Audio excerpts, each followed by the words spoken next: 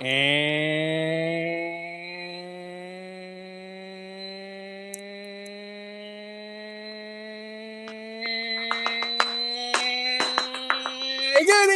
everybody! Yeah! Welcome, everyone, to episode 332 of everyone's favorite wrestling podcast, The F and Marks. I'm Jay. He is. Hold on, let me read this thing here. The Brainless One. Yeah. Jeez, who the hell wrote that one? It looks like a freaking unintelligent. Never mind. I'm going to be nice. Right. Not going to insult myself this evening. Right. Not at the beginning. No. There's still plenty of time on the podcast to brainless myself. And you know, clearly this week, you are not getting the brainless. I'm not getting the brainless. You're not getting the brainless.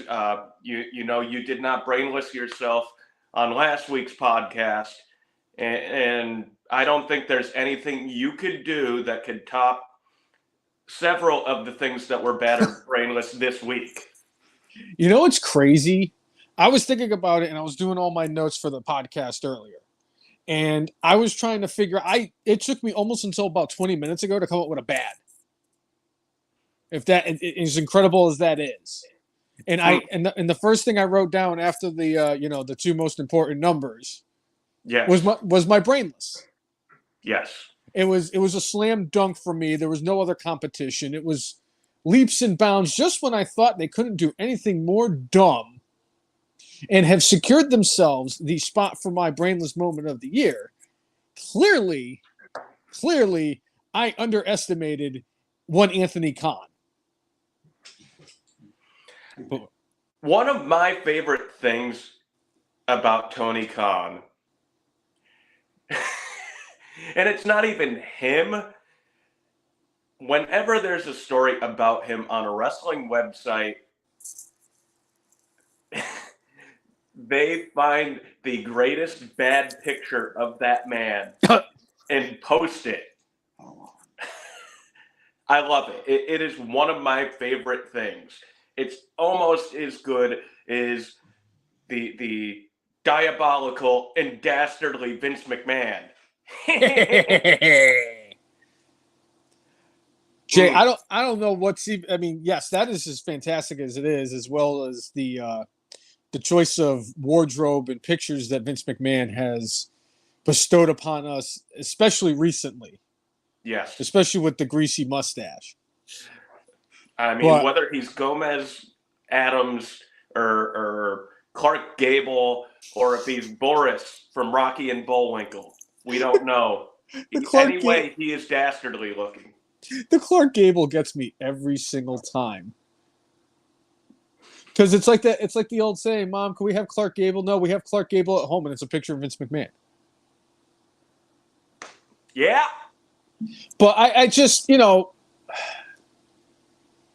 this was an interesting week, and I apologize for missing last week's episode because of the fact that, the notorious El Diablo Blanco had to, change some plans, and it happens, and I apologize. No apologies necessary. I mean, family's priority, man. Yeah, but I'd like to apologize to the fans of the F and Marks for not, being here last week. And I'll tell you, I really, really wanted to talk about go fuck yourself.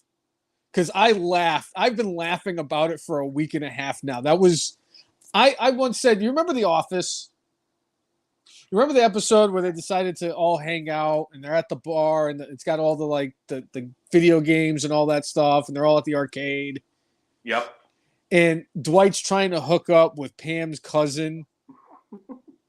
And while he's doing this and talking to her around the arcade, Angela's following them around like a little dog and she sneaks up on him and he goes, fuck. Up until last Wednesday, that was the greatest use of the F word in the history of television until Christian Cage last week. The man is knocking it out of the park. Beyond belief.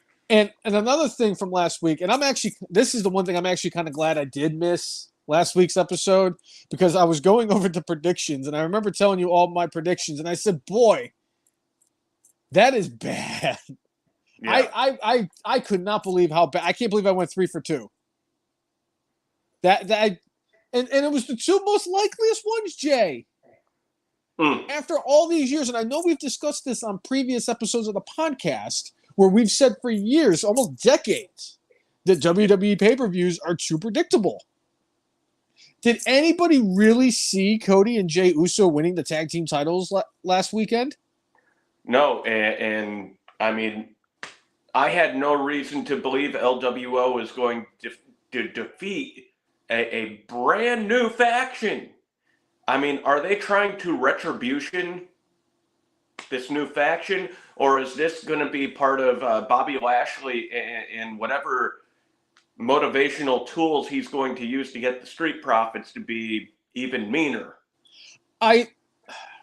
If I had known, obviously we would have done the predictions before we watched SmackDown. If I had known what was going to unfold on SmackDown last Friday, I may or may not have changed a thing or two in my predictions. Right. But I'm still baffled that they had the LWO go over on Bobby Lashley and the Street Profits. Even though they had the surprise of Carlito returning as part of it, and hey, you want Carlito to have this big grand return and look like something important. But I didn't see that coming. But it was definitely out of It was definitely out of right field.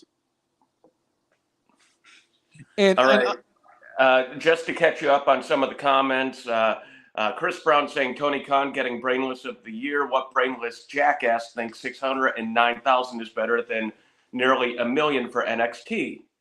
I can't wait, Jay, and I hope you got the graphic up that the Brainless one's going to have a rant, because the Brainless one's going to go on a rant later today. Also, Chris Brown saying Tony needs to follow some of his underlings' advice and stay the fuck off Twitter/X. Agreed.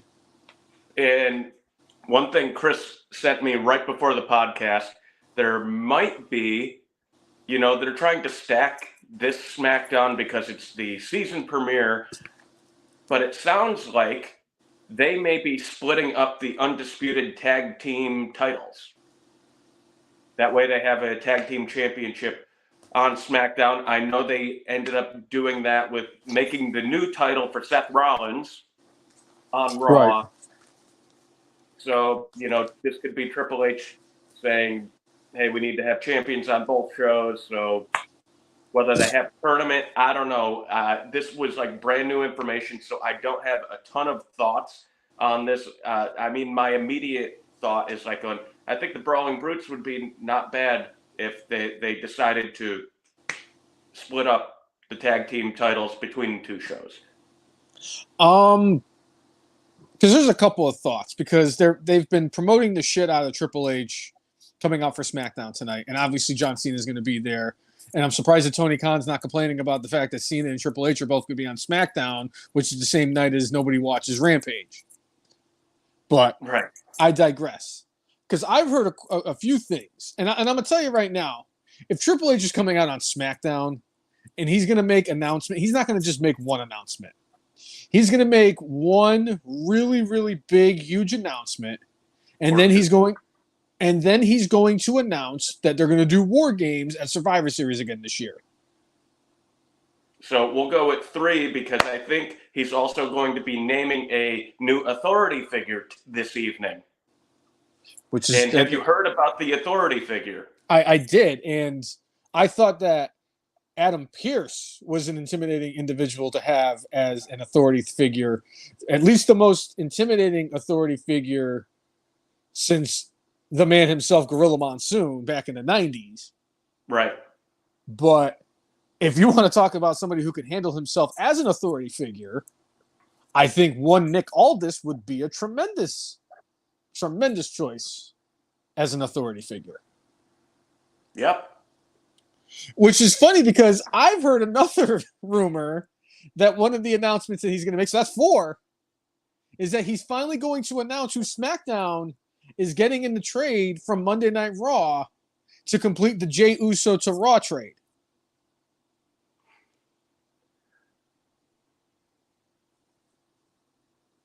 I hope he starts his own faction. And I hope for whatever reason they're able to get Pac back from AEW and we get what we all want, what we all need on our television screen. The Hostess Heroes. Oh, God. I don't want Kevin Owens on SmackDown, Jay. It's bad enough that I have to watch Austin Theory and the insufferable Grayson Waller. But if you throw Kevin Owens on there with the World Heavyweight Champion who just shows up whenever, is Roman showing up tonight? He is.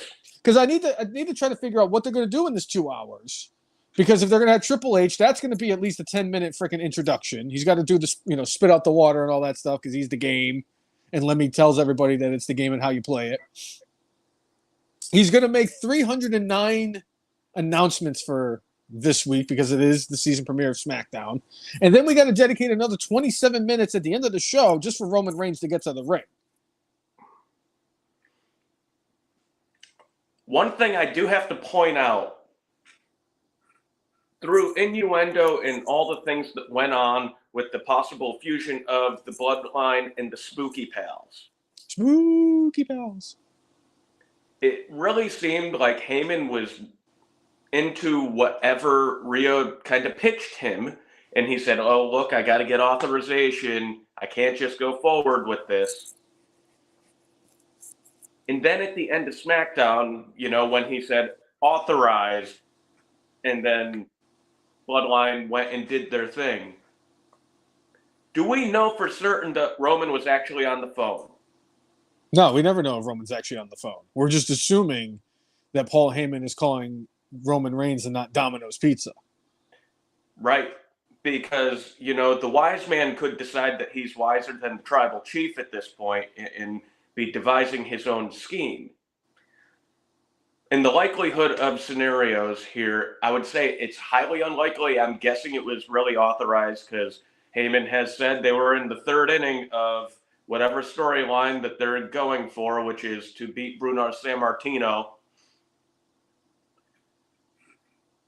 All that being said, I'm saying that there is a slight possibility that maybe Heyman was going into business for himself, a la when he turned his back on Lesnar to help out the Big Show. Boy, I would have loved to have been a fly on the wall during that conversation. Just to find out what Rhea Ripley had to present herself and the Spooky Pals to the wise man in regards to the tribal chief and a possible alliance between the Spooky Pals and the Bloodline. To the point where even on Monday Night Raw, we saw Drew McIntyre and Rhea Ripley kind of chumming it up in the back as Ricochet was talking to Adam Pearce. There's a lot of different moving parts. And it's funny, too, just to think that, a year and a half ago, we got the Spooky Pals with Edge and, Damian Priest showed up randomly, during his match at WrestleMania against AJ Styles. Right. And then it just kind of morphed and we were like, okay, this looks kind of silly because it looks like a bunch of Hot Topic employees in the break room every time they come out to cut a promo.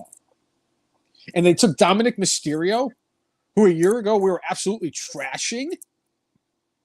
And here we are now. And they have become the most compelling story in WWE. To the point where their old leader, surprisingly to some, I was a little surprised, call it a shock. Now that their original leader of the Spooky Pals is all elite, wrestling in front of an audience that would be very similar to what we saw at Hampton Road Championship Wrestling. But, I mean, think about it. Rhea Ripley is the one person, I mean, they've all done great things with the Spooky Pals. Every single one of them, they've done their part and they've done the best that they could. But my goodness, Rhea Ripley has really elevated herself to now being the biggest women's star in the entire division. And I would even that, but also, not only did she do that, she took Dominic from being at the bottom of the ocean. Yep. Floundering. And you and I being like,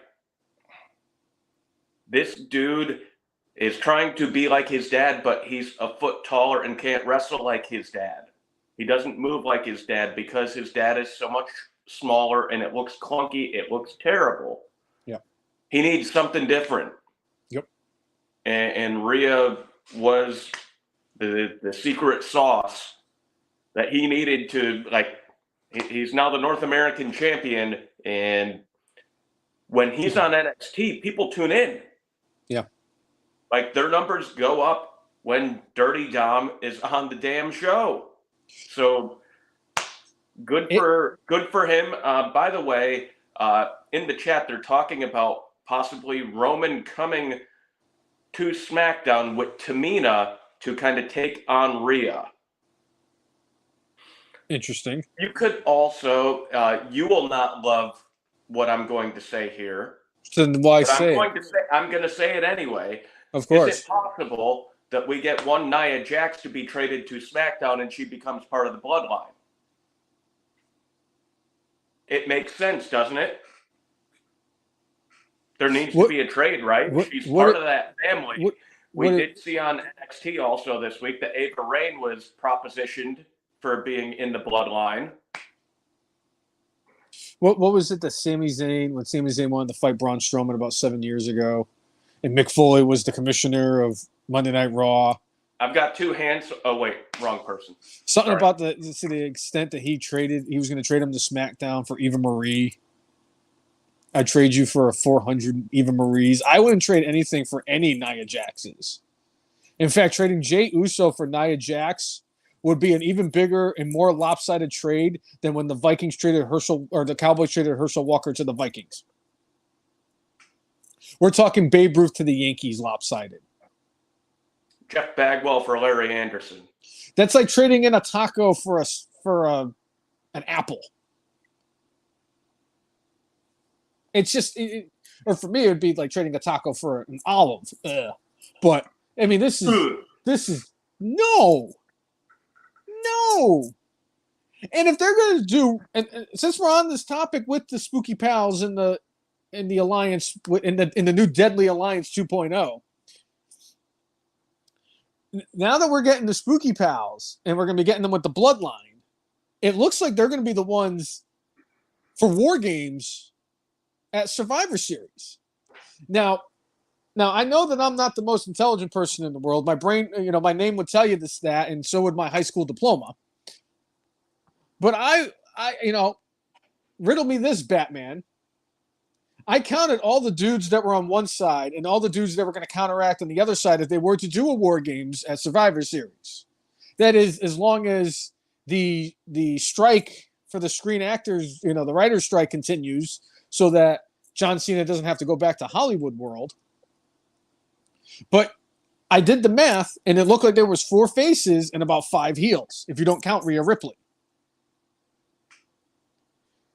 I don't see anybody between Finn, Damian Priest, obviously Dominic Mysterio, Jimmy Uso, or Solo, which I have a feeling that this is what it's going to lead to. That alliance that we saw with the authorization last week is going to lead to a War Games match. And then they're going to go up against Cody Rhodes, John Cena, main event Jey Uso, and the biggest star in the history of WWE, L.A. Knight. Yeah. Let me talk to you. If that is the route they go, who is going to be the 5th member to go up against the bloodline, the spooky bloodline? I mean, clearly, if they have a mystery partner, there's only 2 people that it could possibly be. The man who is always the outline cutout for any time they have a mystery person, one Randall Keith Orton. Although I think that would be I don't know if it would be the greatest idea for that to be the comeback match. If the dude just had like major neck fusion and it's in a War Games match, or it's a Chicago-made Punk. It's scary to think that is the 2 likeliest scenarios, and I really do think it's going to be one of those 2. If you really wanted to have Randy Orton's return be at the Survivor Series and help out, Team Yeah, as they go up against the Spooky Judgment bloodline, then you can protect him by having him, because obviously with War Games, somebody needs, it's every 5 minutes, somebody, or 3 minutes, whatever it is. Until he could be the last one in, and he could be the last one and come in RKO, 5 million people. He could go RKO Dom Mysterio 1, 2, 3 matches over. And the best part is nobody's gonna be disappointed, because Randy Orton could win any match at any given time, hitting one RKO, and it's over. But man, I mean, the pop for Randy Orton, if that was it, would be incredible. But for the pop for Punk would be ungodly. Like if we get into Survivor Series and their 5th member doesn't get announced, there's going to be a lot of upset people, I think. Right. And speaking of the fact that CM Punk, there was a lot of rumors coming out that CM Punk was basically on the verge of signing with WWE. WWE had brought him in. They were having discussions and all this stuff. But alas, one person who calls himself a wrestling journalist has come out and said that there is no interest from WWE in regards to signing CM Punk, and that is one Dave Meltzer. We can't believe anything he says towards CM Punk, quite honestly. I'm sorry. I can't. Meltzer's going to be in that same category with Nick and Matt Jackson, where I don't give him the dime of day anymore. Quite honestly, I think he is not in Vince Russo territory for me. He's getting at least I think there's still some credibility when it doesn't involve the Young Bucks and Kenny Omega or CM Punk, because of the hatred between all of them. I think there's at least some credibility there, where Vince Russo, there's nothing he says where I take with more than, I don't even take it with a grain of salt. A grain of salt would be insulted by that. I will say this. Meltzer's getting really close to the Russo territory, and I actually commented on it on a post earlier, and I said it's just to a point where people who should not be, and actually, no, it's going to be my bad for this week. That's what I came up with, my bad. Is that I've seen a lot of pages going out there and they're attaching all these names. It's to a point now when I start reading an article, if I see Meltzer's name attached to it, I back up and I turn off the app just as quickly as I do for Vince Russo. And I'm so glad that I got to see Vince Russo get his ass kicked wearing a Giants jersey. That was the most disgusting thing I've ever seen in my entire life. Vince Russo in a New York Giants uniform in a wrestling match made me almost become a Packers or a Chiefs fan. I thought you were going to say Jets fan. I would never become a Jets fan. Let's be serious. All right, a couple of things in the chat from Tim. Fuck Dave Meltzer or the Tokyo Dome. Mike Rainey, speaking of Russo, he recently reached out to AEW to see if they want his help.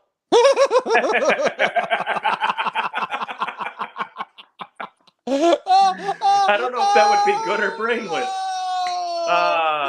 And then Chris Brown said, even Sean Ross Sapp has said WWE isn't interested.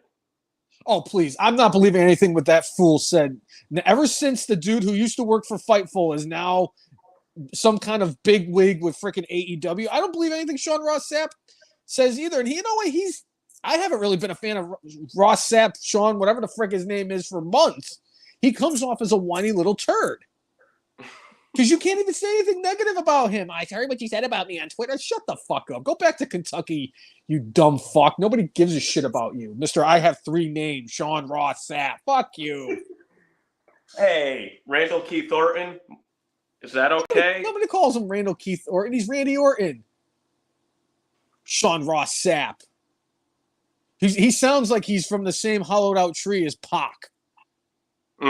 He probably makes cookies with Pac. Usually serial killers, they give them all 3 names. So maybe Sean Ross Sapp is a serial killer.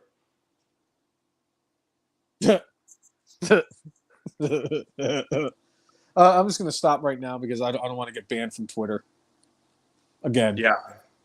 So, we've been talking quite a bit about Triple H since he's going to make an appearance on the Smackdown. So one of the things that was out there this week is the feeling behind the scenes is that Triple H is once again more or less in complete control of creative. And clearly there was a point in time where Vince was meddling more. There are certain things showcasing why there should be that belief that maybe, just maybe, Triple H has more control. And I'm wondering if Endeavor, to try to get this deal done, like, yes, Vince, we want you back. We think you're great, and we want you to head up this company. And I think this, like, the second the papers were signed, oh, yeah, you know, Vince, you know, and all this stuff going on, it might not be good to have him around. But I also remember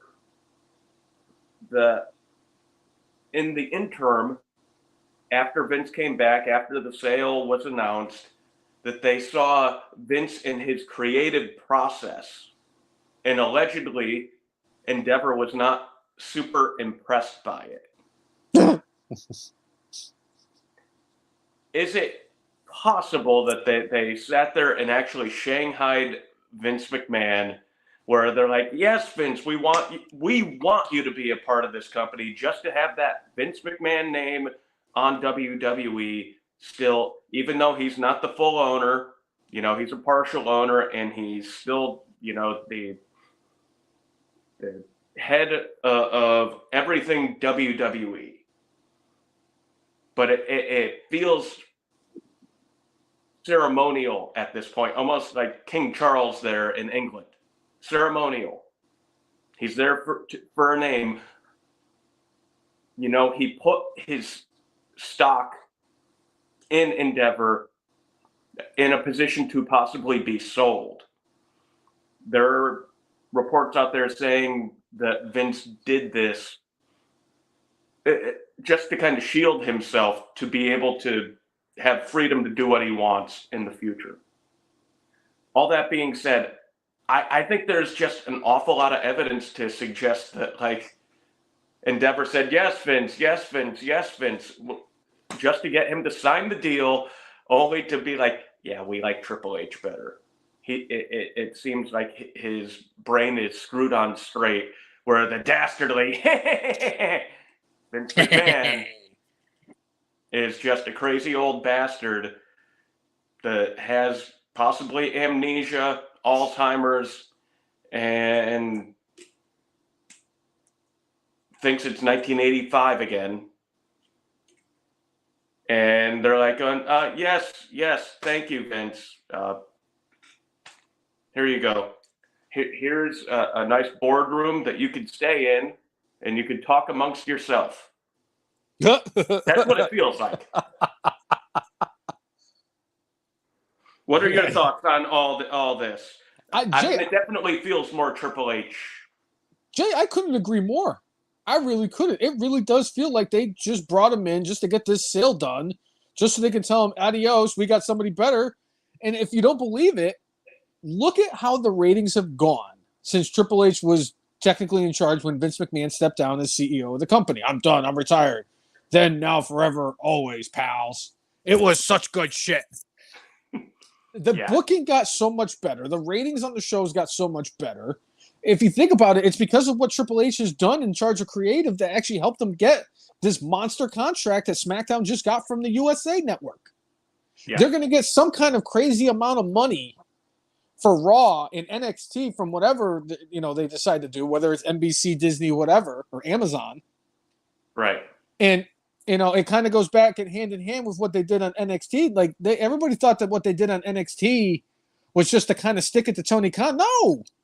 WWE is trying to get a new contract for NXT because they're not going to be on USA Network now that SmackDown's going to be on there. So they're looking for a new network, and they got to make it seem like it's a legitimate thing. And frankly, if it wasn't for the fact that Triple H is running the main roster, and if it wasn't for the fact that Shawn Michaels is running NXT, look at what we had. Look at what NXT was. Vince McMahon got mad because they lost the ratings war on Wednesday to Dynamite with their, he thought, developmental brand, so he ripped it to shreds. We lost Adam Cole, baby. And a whole bunch of other people. And then we lost Kyle O'Reilly, who I do want to get into an update on him, by the way. Right.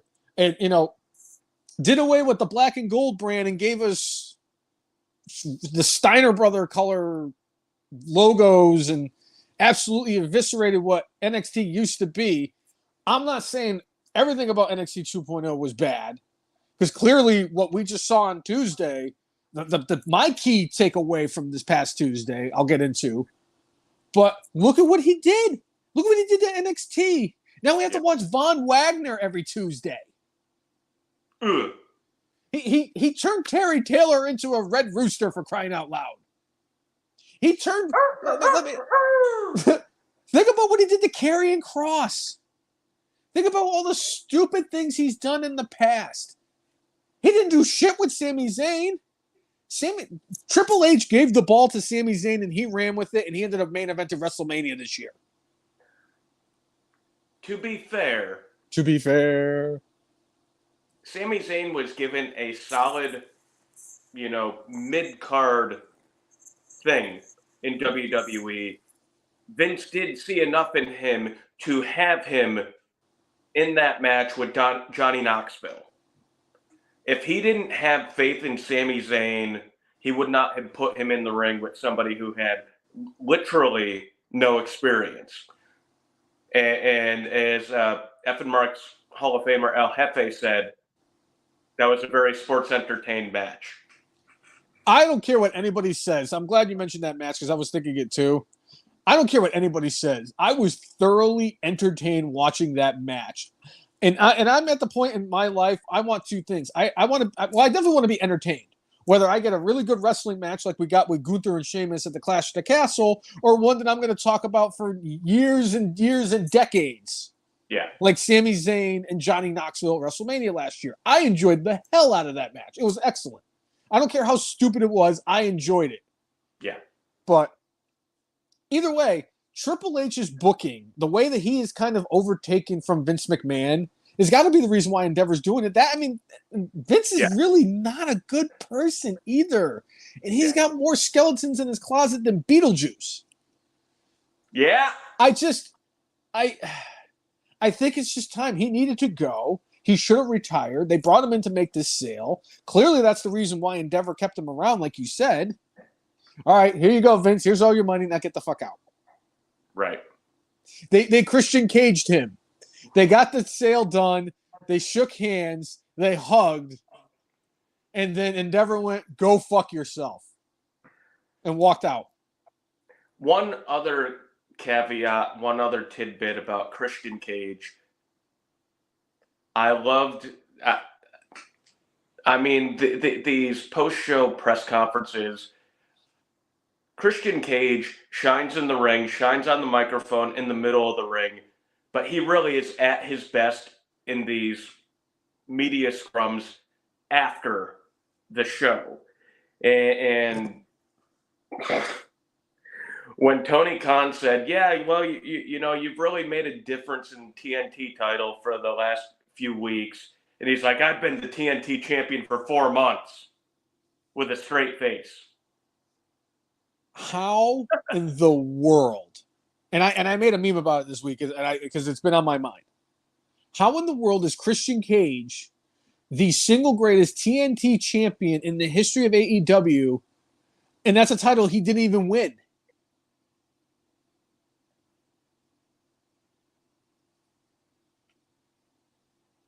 That title was damn good. Because you know why? Because we're going to make a Marquee Award if it's not already won. I have to go through the list. I haven't actually looked at the Marquee Awards, but he's going to win. We need to come up with the list soon because Marquee Awards are in 2.5 months. Well, I'm pretty sure I got the same one from last year, and we're just going to roll with that. I haven't had a chance to.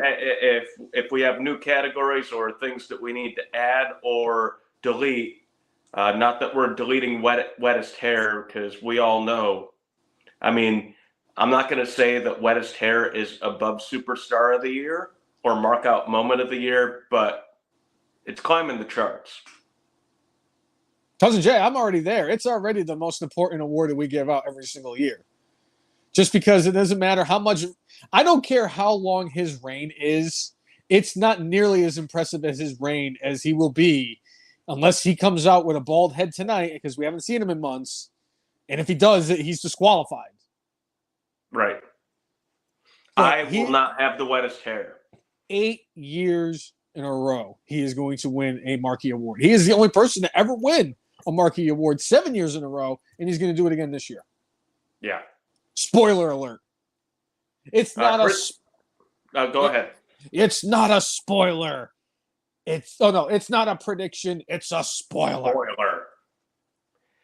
All right. Chris Brown saying, what worries me about the new TV deal was the suggestion from Endeavor's CEO that Raw may be moving off of Monday nights as part of a new deal.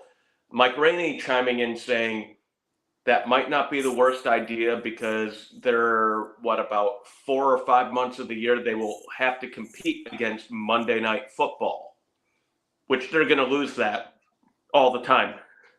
And part of the thing I spoke to Chris Brown during the week about, people are creatures of habit. And if you move it off of Monday, you have to be consistent, and you could retrain people and say, okay, it's not Monday Night Raw, it's Tuesday Night Raw. I don't think it quite has the same ring to it, but you run into less of those problems. But then you also have to move NXT to a different night. That's because you don't want to have that competing. But, Raw or SmackDown ended up getting a 40% hike in the rate that they charged versus the last time it was purchased, or the rights were purchased for Fox. And clearly Endeavor is expecting that and possibly more for Monday Night Raw. Now, here's a couple of interesting thoughts on the possibility of them moving Monday Night Raw to a different night, whether it's Tuesday or whatever. Monday Night Raw has been on Mondays for the last 30 plus years. And I agree with you, especially in the creature of habit. The fact that we're so used to it being on for 30 years, I don't know what the hell I'm going to do if Raw isn't on Mondays. But my point is, SmackDown, think about all the times that SmackDown is kind of hot potatoed all through the week. It used to be on Tuesdays, used to be on Thursdays, now it's on Fridays. And hell, there's even talks of them moving SmackDown from Fridays to a different night of the week. If they were to do this, I want them to move one of the two shows to Wednesday. Tony Khan wants to sit there and whine and cry and bitch because they sent The Undertaker and John Cena to NXT this week. And he wants to make this a competition. Well, then make it a competition. Put Monday Night Raw, your 30-plus year long running show, onto Wednesdays and absolutely beat the snot out of him. Or better yet, move your better show, SmackDown, with Roman Reigns to Wednesdays so that he can eviscerate. So he can be like, Tony Khan, acknowledge me every week. I want them to move one of those two shows to Wednesday to shove it up Tony Khan's ass. In the worst possible way. I'd love to see SmackDown stay on Fridays. I like having it on Fridays because, Saturday is Saturday. Although if they move SmackDown from Friday nights, they would be doing us a favor so we don't have to worry about getting to SmackDown after the podcast. And they move SmackDown back to Thursdays, I would probably do a backflip. Yeah. But I would really love break your back. Probably. I mean, that's not a prediction. That's a spoiler. Yeah.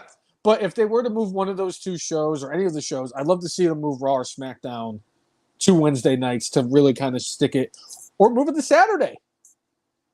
It's bad enough the Collision's now getting worse than Rampage numbers. I mean, amazing. They lose CM Punk, and then with CM Punk, they lose the ratings. Well, to be fair, they started losing the ratings during August, when that episode of Collision was the same time SummerSlam happened. That was really when the downward slope really happened, and then Punk being gone certainly hasn't helped, but having the assholes and the butterfly cowboy from Parts Unknown in Virginia on that show was what did it for me. I couldn't do it anymore. After those three wrestled on there as the Ring of Honor Trios champions, that was it. And now they have an opportunity at the AEW Tag Team Championships, which changed hands on Tuesday. By the way, getting into the ratings specifically for Tuesday, NXT did absolutely beat the snot out of Dynamite. I mean, it was not even close. Won't even pretend it was close. NXT was close to 1 million viewers. Dynamite was a shade over 600,000. Now, going back to the Creatures of Habit thing, Dynamite has been on Wednesdays for 4 years. As much as they promoted the heck out of the fact that the show was going to be on Tuesday and they called it Title Tuesday, you could say it a whole bunch, but there's probably a lot of people that like, oh, yep, we're going to turn on Dynamite on Wednesday. And they turned it on like going, oh, baseball's on. What's this? On top of the fact that Dynamite was at a slightly different time. So there's a little bit of like, I understand why Dynamite slightly underperformed, but NXT, certainly they stacked the show and they did want to put it up Tony Khan's ass. Like, you know what? We're going to put everything we have into this show because F you. Go fuck yourself. Tony Khan, like, you know, did what he did on Twitter /X and probably made one of the faces while he was posting that, similar to what you see on every wrestling website with the, like, angry Tony Khan that actually looks like if you blew hard in his face, he might fall apart.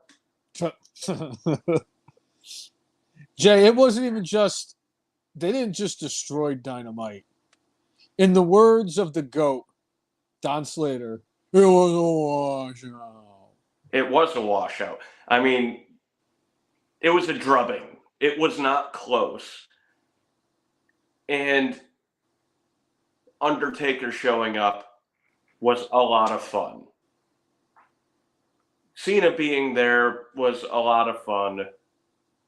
All the little extra things that they did just enhanced the show.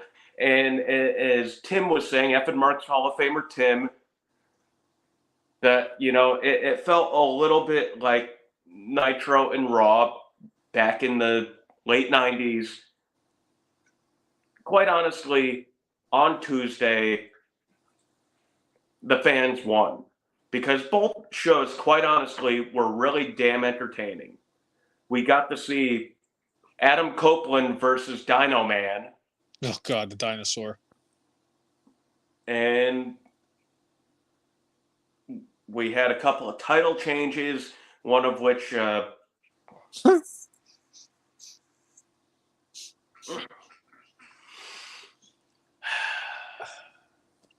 I'm still convinced this man knows... I'm sorry, Jay. The man does not know what he's doing. He does not know what he's doing when he's booking. It's terrible. You can't just book things on a whim. You can't just keep doing this. If you keep trying to go for the shock factor and these title changes, you're not doing anything for these championships. You're just doing a disservice to them. It's ridiculous. You can't just do this because, oh, hey, we're in this town or we're doing this or anything like that. And I'm not saying what WWE did was, they have no blame for this. The Undertaker didn't need to be there. Really, John Cena didn't need to be there. LA Knight didn't need to be referee. They could have, if Paul Heyman showed up and they had Becky Lynch and Dom Mysterio, like they would have done anyway, I would have said, okay, this is fine.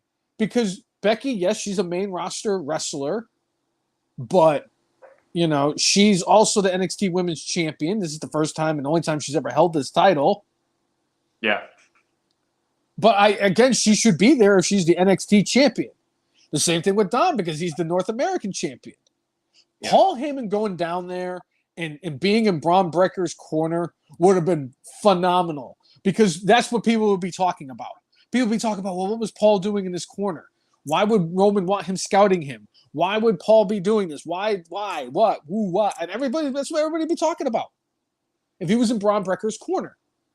But the fact that you had to overload it the way you did led to all of this. Granted, it was like they said earlier in the day with the post. They said, you're going to find out why WWE is WWE and AEW is far away from WWE. Because that's the one thing that WWE does benefit from. It's because of the fact that they have legends who have been there because WWE has been around for a bajillion years.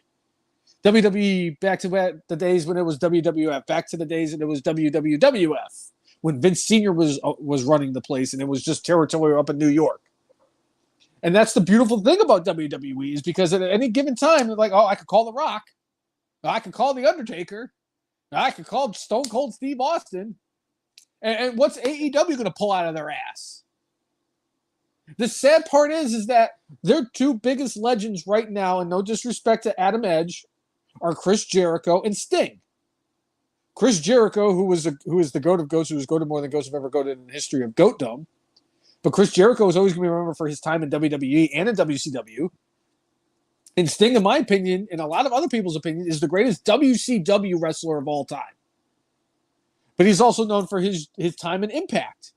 And it's like AEW hasn't been around long enough. And that's their biggest problem is because at the end of the day, when you have these hardcore fans like you and I and the people who tune into this podcast, we love nostalgia. We used to pop back in the day when Dusty Rhodes would show up on the TV. We would pop when we would see Roddy Piper. I still pop for Hulk Hogan. And that's the thing that benefits WWE over AEW, and it's going to be like that for a long time until AEW establishes itself. And that is why WWE will forever always be WWE, and AEW will always be far behind WWE. That and the fact that WWE went from being booked for a fan of one to a guy who's now booking for the fans, whereas AEW is being booked by a cokehead. And this whole hissy fit he had, I'm not going to get to that point yet. I want to get really quickly my biggest takeaway from this past Tuesday. The future is very, very bright in WWE. That was the biggest thing I took away from this past Tuesday's NXT. Not the fact that John Cena was there and The Undertaker was there, Paul Heyman, Asuka. I wasn't thinking about all that. What I saw was Roxanne Perez went up against the greatest the greatest NXT women's wrestler of all time, who is right now still undefeated in an NXT ring. And she looked good, and she got the rub from Asuka even though she lost. Still looks good that Roxanne Perez has a very bright future in WWE. Carmelo Hayes had John Cena in his corner. He had his hand raised up from John Cena at the end of the match. Him and Trick and John Cena had segments together. Paul Heyman was at ringside for his opponent. And by the way, Carmelo Hayes also got time in the ring with the American Badass El Jefe's favorite version of The Undertaker. And I was going to mention that too. Carmelo Hayes, when he left the ring and they were walking up the ramp, him and The Undertaker both raised their hand like The Undertaker used to do. That kid's got a very, very bright future in WWE. And if they were smart, they would just throw the rocket on his back and shoot him up to the moon. That is the closest thing we've gotten to Shawn Michaels in a long time. Since Shawn Michaels. But Breaker on the flip side, having Heyman in his corner, having that segment with John Cena at the beginning of the show, getting chokeslammed by The Undertaker. Playa. I would take Braun Breaker for the next 20 years over anybody else in professional wrestling in that same period of time. And that's including all of the pillars. Wait. Even compared to MJF. I would take Braun Breaker over MJF. And that's not a slight on MJF. MJF is doing incredible work. I'm not taking that away from him. Braun Breaker has everything. He is the complete package. He's got the look. Are you saying Lex Luger should be in his corner? Yes. No. We all know that if there was going to be a former WCW wrestler in his corner and a WWE Hall of Famer, it would be his uncle. A mathematician. And beyond reckoning. He needs to deliver that promo at some point too. They'd had to bring in Samoa Joe and Kurt Angle back, but he could do it. But I'm sorry, this kid's got it all. He's got the look, he's got the size, he's got the build. He's considering the fact that he's been doing this for 2 years maybe, and he's as good as he is in the ring. He sells really good. He's good on the microphone. He's got the presentation about him. I would take Braun Breaker over the next 20 years over anybody else in professional wrestling, and that includes MJF and Will Ospreay. And Dominic Mysterio. Yeah. But that, like I said, that was the biggest takeaway I took from on Tuesday, is that the future is very bright in WWE when you got Carmelo Hayes, Roxanne Perez, and Braun Breaker all on the right side of 30, mind you. I don't even think Roxanne Perez is barely old enough to drink. And it's incredible. That was the biggest thing with WWE, is that they just, you remember years ago when they did the Survivor Series where Jason Jordan was the only person in the match that wasn't in his late 30s or in his 40s?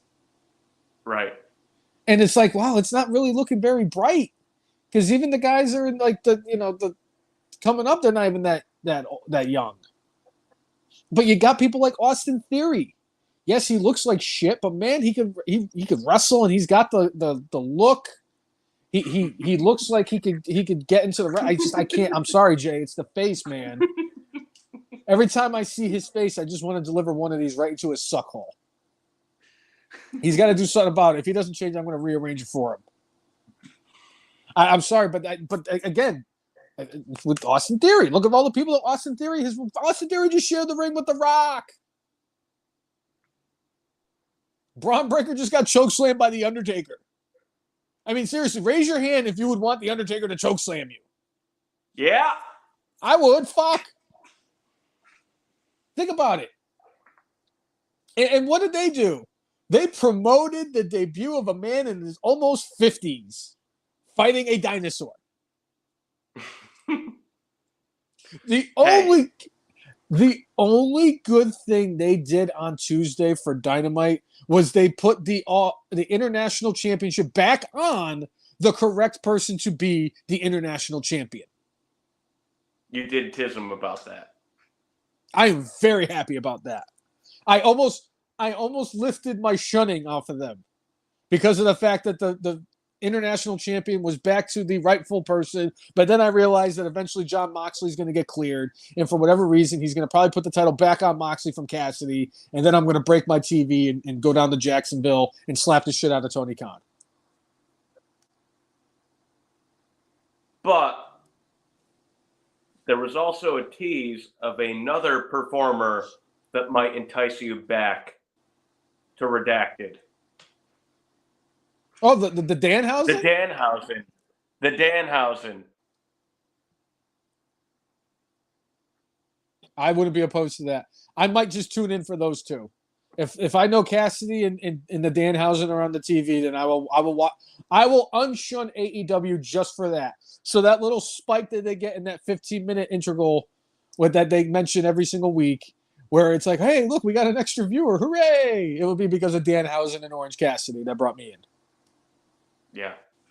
By the way, speaking of, AEW and WWE, I know that there's there's been a lot of talk since last year when Cody Rhodes returned at WrestleMania and how they were going to present him. And then they made the big to-do about when Jade Cargill signed with WWE after leaving AEW. They posted it on ESPN. We saw when she showed up at Fastlane, she met up with Triple H out in the parking lot. She showed up on NXT on Tuesdays, and she met Shawn Michaels.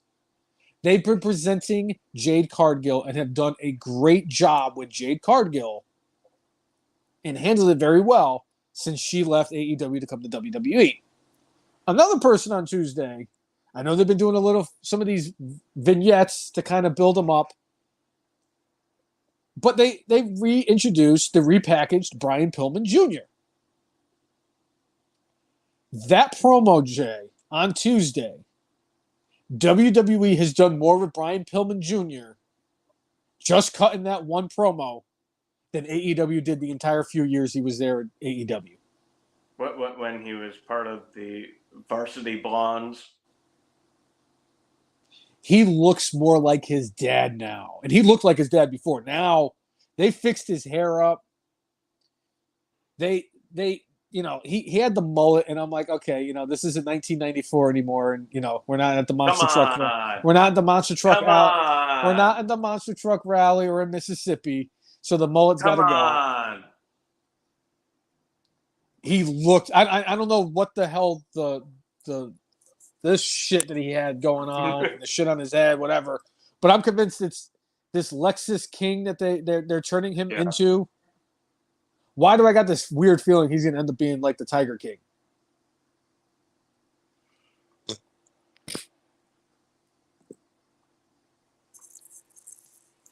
Maybe he needs to get an eyebrow ring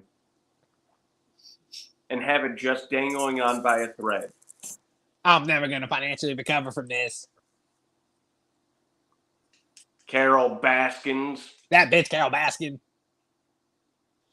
I still remember when Trump was almost done, everybody thought they were going to he was going to pardon that clown. Joe Exotic. All right. Tim says his issue is why change his legacy name to King. It might be similar to Braun Breaker there, where he just wants to make a name for himself. He's okay with people knowing his legacy, but he doesn't want that defining him. I think that King... I'm okay with him trying to be his own man.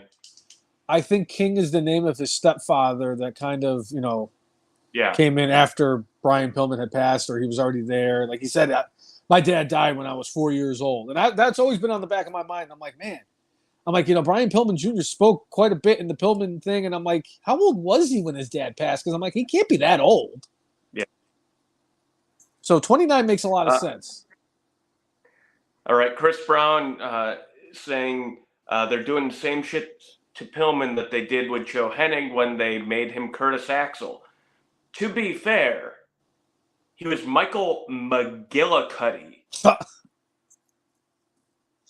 Curtis Axel was a high upgrade to Michael McGillicuddy. During that time, I'm not sure that Tony Khan was not making up names for WWE. We had Eli Cottonwood, Husky Harris, Dolph Ziggler. You know me, I love me Dolph Ziggler, but that is a terrible name. He made it work as best he could, and quite honestly, I think he would have had an even better run if they gave him a better name that's not that. Mikey Mundo. Yeah. Tim liked Husky Harris. I like I think that would have served him well. The Eater of Worlds, Husky Harris. Rip. But you said his name wrong, Cousin Jay. It's not just Curtis Axel. Effin Marks, Hall of Famer. Curtis Axel. Yeah. Yeah.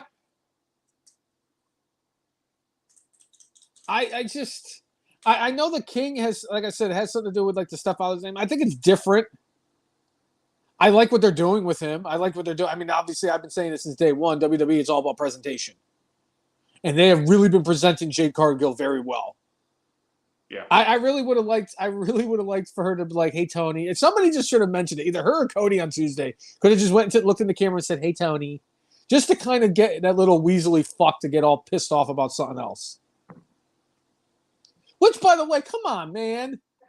He really needs to stay off of social media.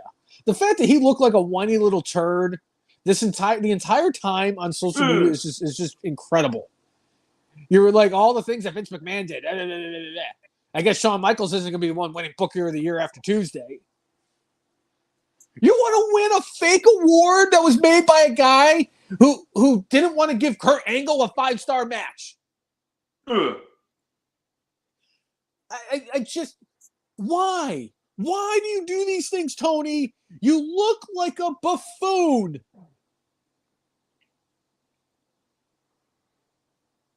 If Kurt Angle had a match with Kenny Omega in the Tokyo Dome, Meltzer's head would explode because he wouldn't know whether to give Kurt Angle his first 5-star match or not give Kenny Omega in the Tokyo Dome 4 3/4 or less stars. I think it would end up being a 12-star match. Kurt Angle and Shawn Michaels from WrestleMania, what was it, 21 or 22? It was WrestleMania in Hollywood, so that would be 21. 21. Kurt Angle and Shawn Michaels at WrestleMania 21 is one of not just my favorite WrestleMania matches of all time.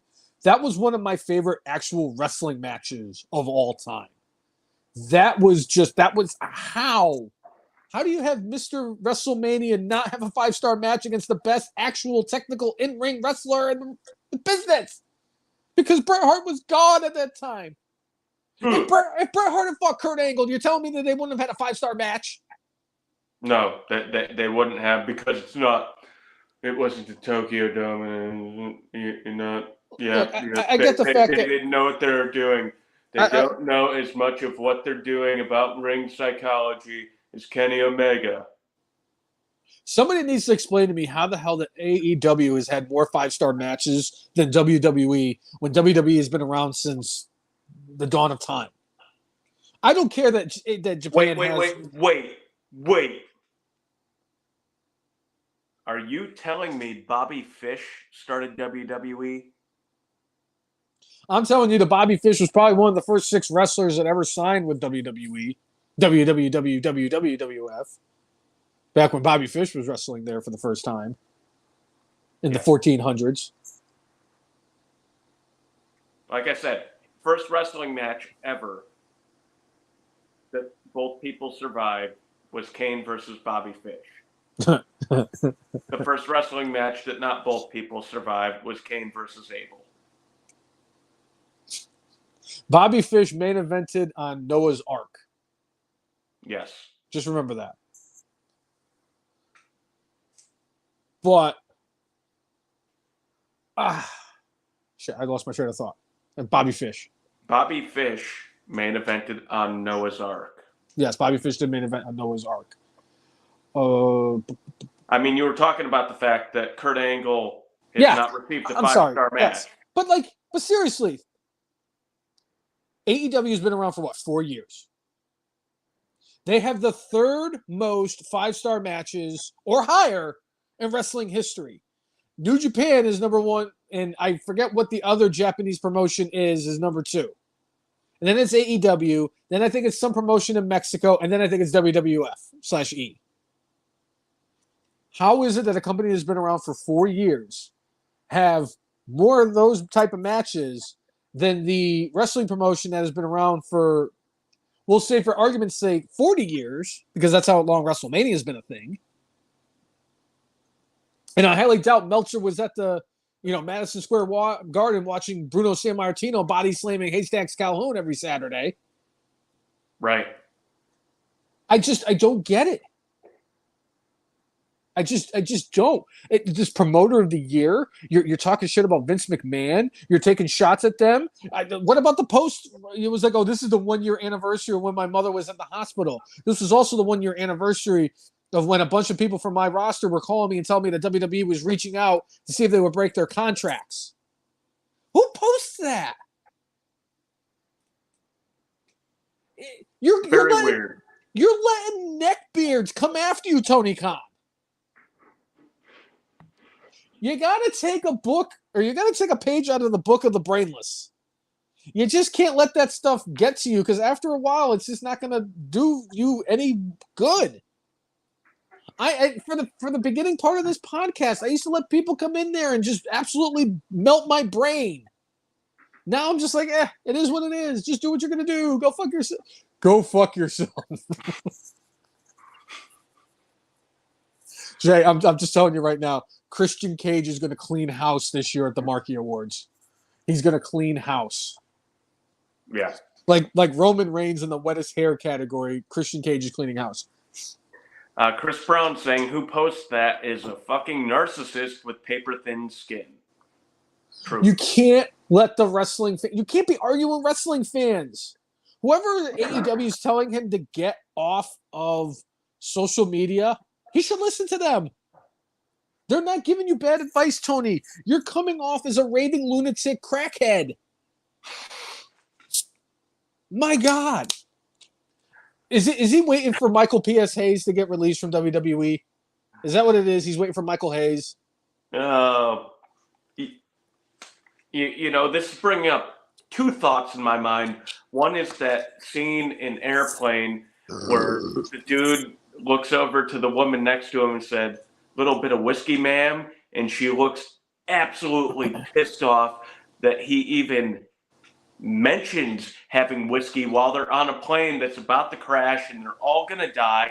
She certainly not, and then sits there and does like a couple of bumps of coke while it's going on. And you brought up Michael P.S. Hayes, and I just have to say, did you see the trailer for Iron Claw? I actually wrote it down in my. I'm glad I didn't lose the phone. I actually wrote it down in my notes. I did. I loved it. The trailer was great. The stuff that they had, like the Sportatorium looked like the Sportatorium. You know, they had the Von Erich boys. They got the right wigs. They got the right outfits. I was thoroughly entertained by that trailer. It looks like it's going to be an interesting watch. Now, one thing I did see that I was like, one of Kevin Von Erich's sons commented about the trailer and said, I knew that this wouldn't be, 100% accurate because they never contacted my father about this movie. But I will go and watch this because more or less it's about my family, and it looks like at least they got some things right. But it's definitely kind of like, for me, a little bothersome. It's like you have one Von Erich alive that was part of all of that. One. And you didn't contact that person to try to get verification. Now, I know that WWE did a documentary on World Class Championship Wrestling, which was more or less about the Von Erichs. And then there was another documentary out there that was about World Class Championship Wrestling. And you could gather a whole lot of information from those, and there were interviews over the years that you could call from, but like You don't talk to Kevin Von Erich? All right. I still want to go see the movie. I think they'll probably get it mostly right. They knocked the Kerry Von Erich casting job out of the park. The kid from Shameless is he's the reason why I want to see this movie. From I the think Bear. he's going. Yes, I have a feeling he's going to absolutely kill this role, and the fact that MJF is playing one of the Von Erichs too. The only casting job I thought they did wrong, and I'll hold off judgment until they get closer to, actually seeing it and maybe getting like a more like Elaborate. recent, like a recent like version where they have different actors playing all the characters. I did see that Michael P.S. Hayes is going to be in this movie or being portrayed in this movie. I just hope that later on they actually get the person who is very much committed to the role, as would have been for Michael Hayes, and that's if they got Vince Neil to come in and play Michael P.S. Hayes because he's very big and loves cocaine.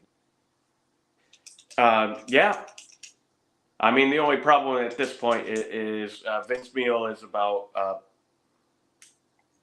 couple 100 pounds more than Michael P.S. Hayes was at the time and just older. No, I just meant like if they showed it like a recent thing and they couldn't get Michael Hayes to actually be in the movie, sure. They could have had Vince Neil play current Michael Hayes. Where all you have to do is give him a sack of cheeseburgers and a freaking 8-ball of Coke. Yeah, it would have been great. Or just a coked out Michael Hayes. One or the other. Yeah. Yeah? I would love to tell you that. I'm excited to see this, but just I've got a little pause because they did not talk to Kevin Von Erich. Okay. I see that is a little bothersome, but like I said, I really want to see the kid from Shameless just knock this role out of the park because I think he's going to play a hell of I have a feeling this is going to be like his stepping stone to getting him to some much bigger roles. Right. And I have to check out that bear show that he's on. Yeah. I think he was actually good because I watched a few episodes of Shameless. I actually liked him on the show. Yeah. All right, Chris Brown saying $50 says it was Jeff Jarrett was the one who told Tony Khan to get the hell off of Twitter. So that would be more money than he drew in his career, right? So if that were the case and we did find out it was Jeff Jarrett, and it wouldn't surprise me really, because it seems like even after watching the Texas Massacre match or whatever the frick it was called, I still think that Jeff Jarrett might be the smartest person in that, of non-active. Hold on, I can't even say that. Cheese and crackers. Of all the people with authority positions in AEW, he might have the most common sense. He might be the one of the most of right mind. Right. Okay. And it wouldn't surprise me. And right there, Tim, I mean, or I'm sorry, Chris Brown, right there, that could get Tony a couple of bumps.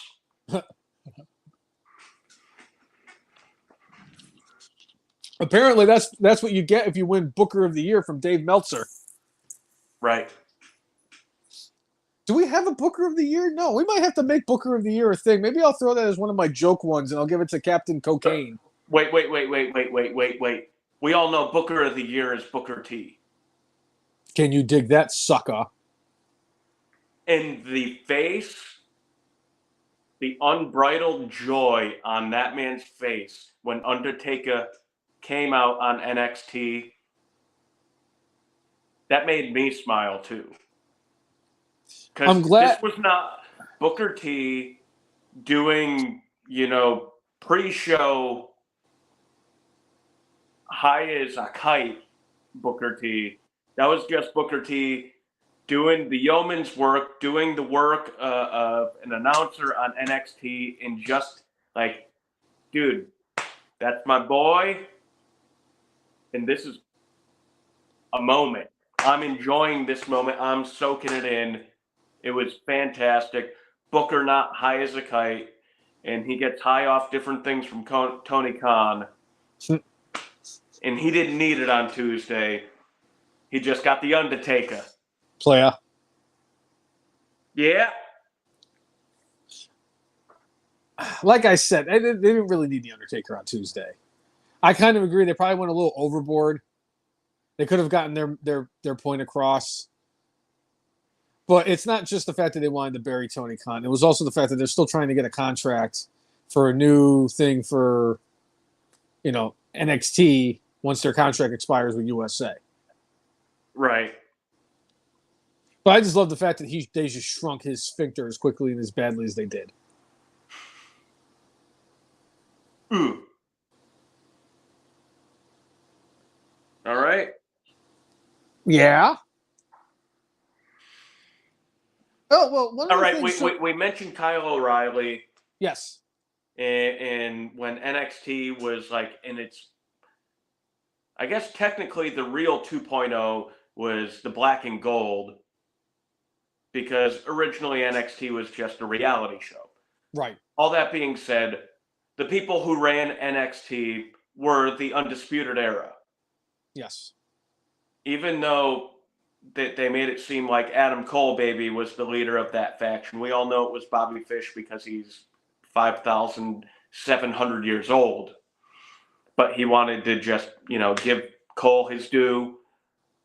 And, we had Roderick Strong part of that faction, but also, and we ended up with a hell of a storyline towards the end of Adam Cole Baby and Kyle O'Reilly's kind of send off from NXT. They had that great feud. O'Reilly ended up coming over to AEW, was starting to get some momentum and then got injured. And we heard he had surgery. Then we heard that there were some complications and he had to have another surgery. And O'Reilly came out this week and more or less said after the first surgery, which didn't go well, he had lost feeling in his right arm. Oh, boy. And more or less, it sounded like he could not feel it and had to learn to write and learn how to use that right arm all over again. And as he put it, he had to learn how to wipe his butt with his left arm. He had to learn to do a lot of things with his non-dominant hand and arm because, the stuff that he put his body through entertaining us had messed up his body, and the surgery that they were trying to do to correct that didn't go so well. It sounds like the second surgery went better, and he still has hopes. His dream is to get back in the ring. And I guess I would say similar to Randy Orton, dude, there's a lot of life to live. Make sure you're 100%. It ain't ballet. And hey, if you're 100% and if you could still go have at your dream, but if your body is telling you no, you need to find a different dream. Yep. I hope to see Kyle O'Reilly back in the ring. I hope the last we saw of him is not the last we saw of him. But I would rather see him have a full, healthy life than beat the hell out of himself. Agreed. Yeah. Which is funny because I've heard that when they did the thing where the devil with the mask and they don't know who it was because it could have been MJF or not, and he got attacked by all those people, they're thinking that Kyle O'Reilly was one of those people that attacked with the devil when they attacked Jay White a couple weeks ago. They could plant this story as part of planting seeds. And they were like, yeah. Which, if that's what they're doing, I mean, for if Tony Khan was part of creative for this, I'd be like, hey, this is freaking brilliant. Make it seem like this guy is never coming back. Only to have him come back sooner than we think, like Super Cena. Just like we're not going to see CM Punk in WWE, even though Chicago is hosting Survivor Series next month. And oh, by the way, we had Shinsuke Nakamura do a GTS this week, and they keep on teasing little things here and there. Now, they have not come out and specifically said anything like, yes, CM Punk is showing up.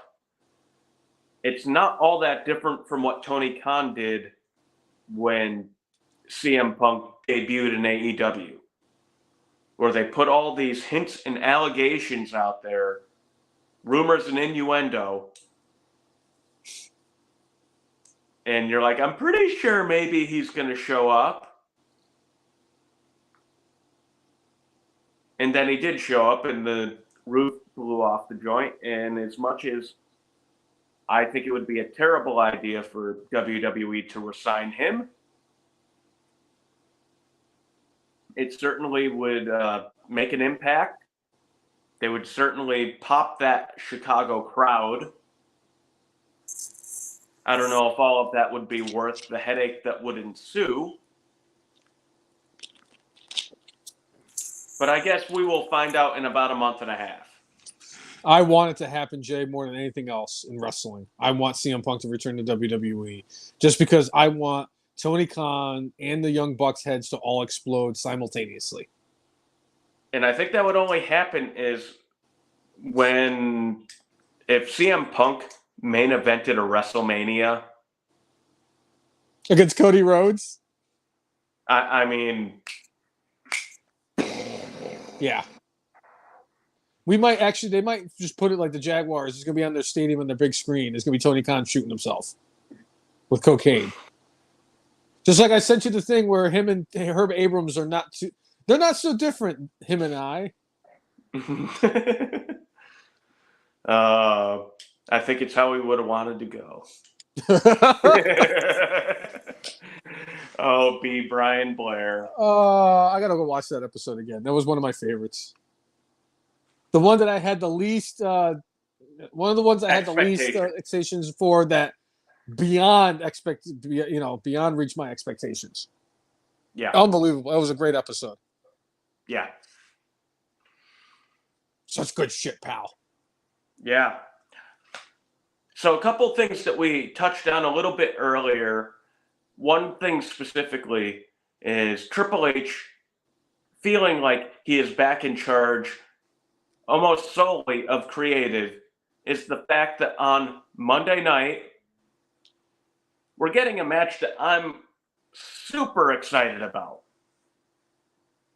And that is the Intercontinental Champion Gunther defending against Effin Marks Hall of Famer Tim's, one of his favorites, Bronson Reed.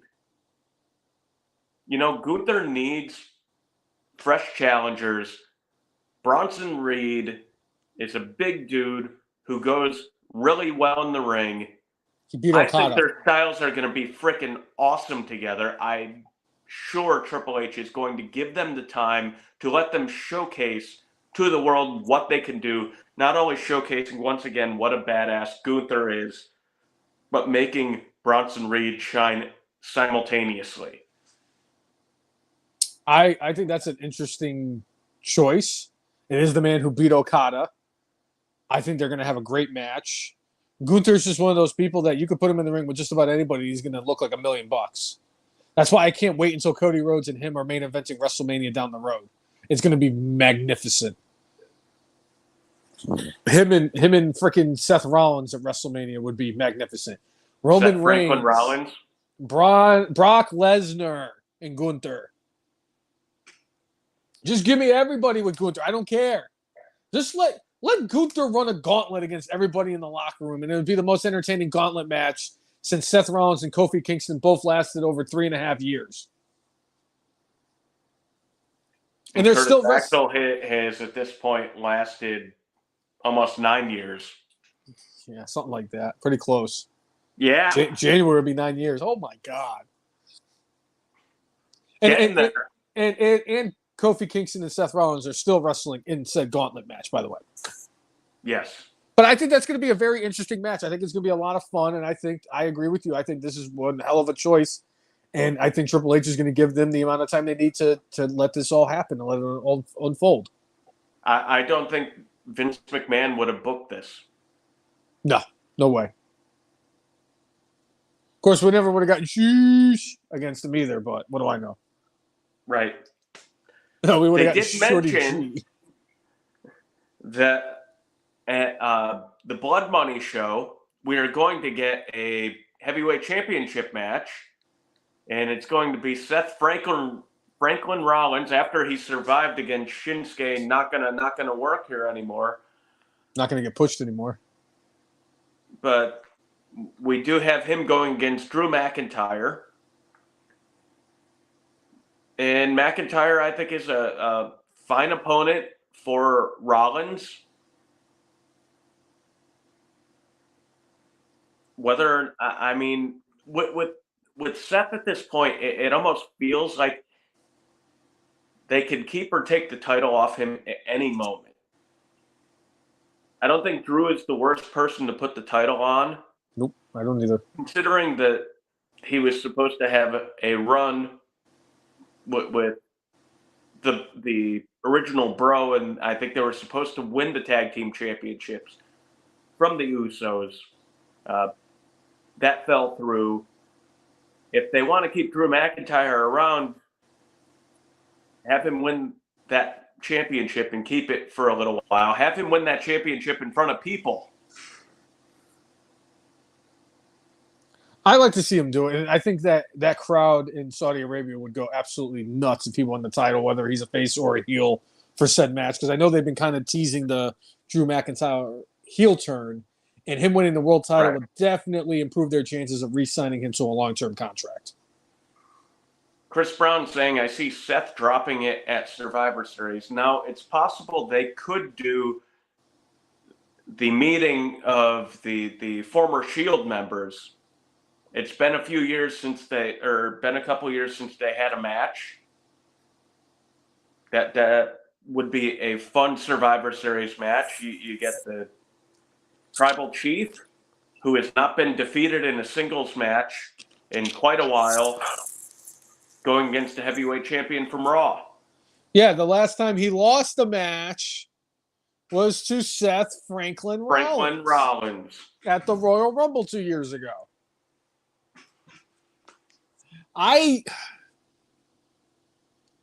It's all going to depend on whether or not Triple H, in one of his 47 announcements for tonight, is going to announce War Games.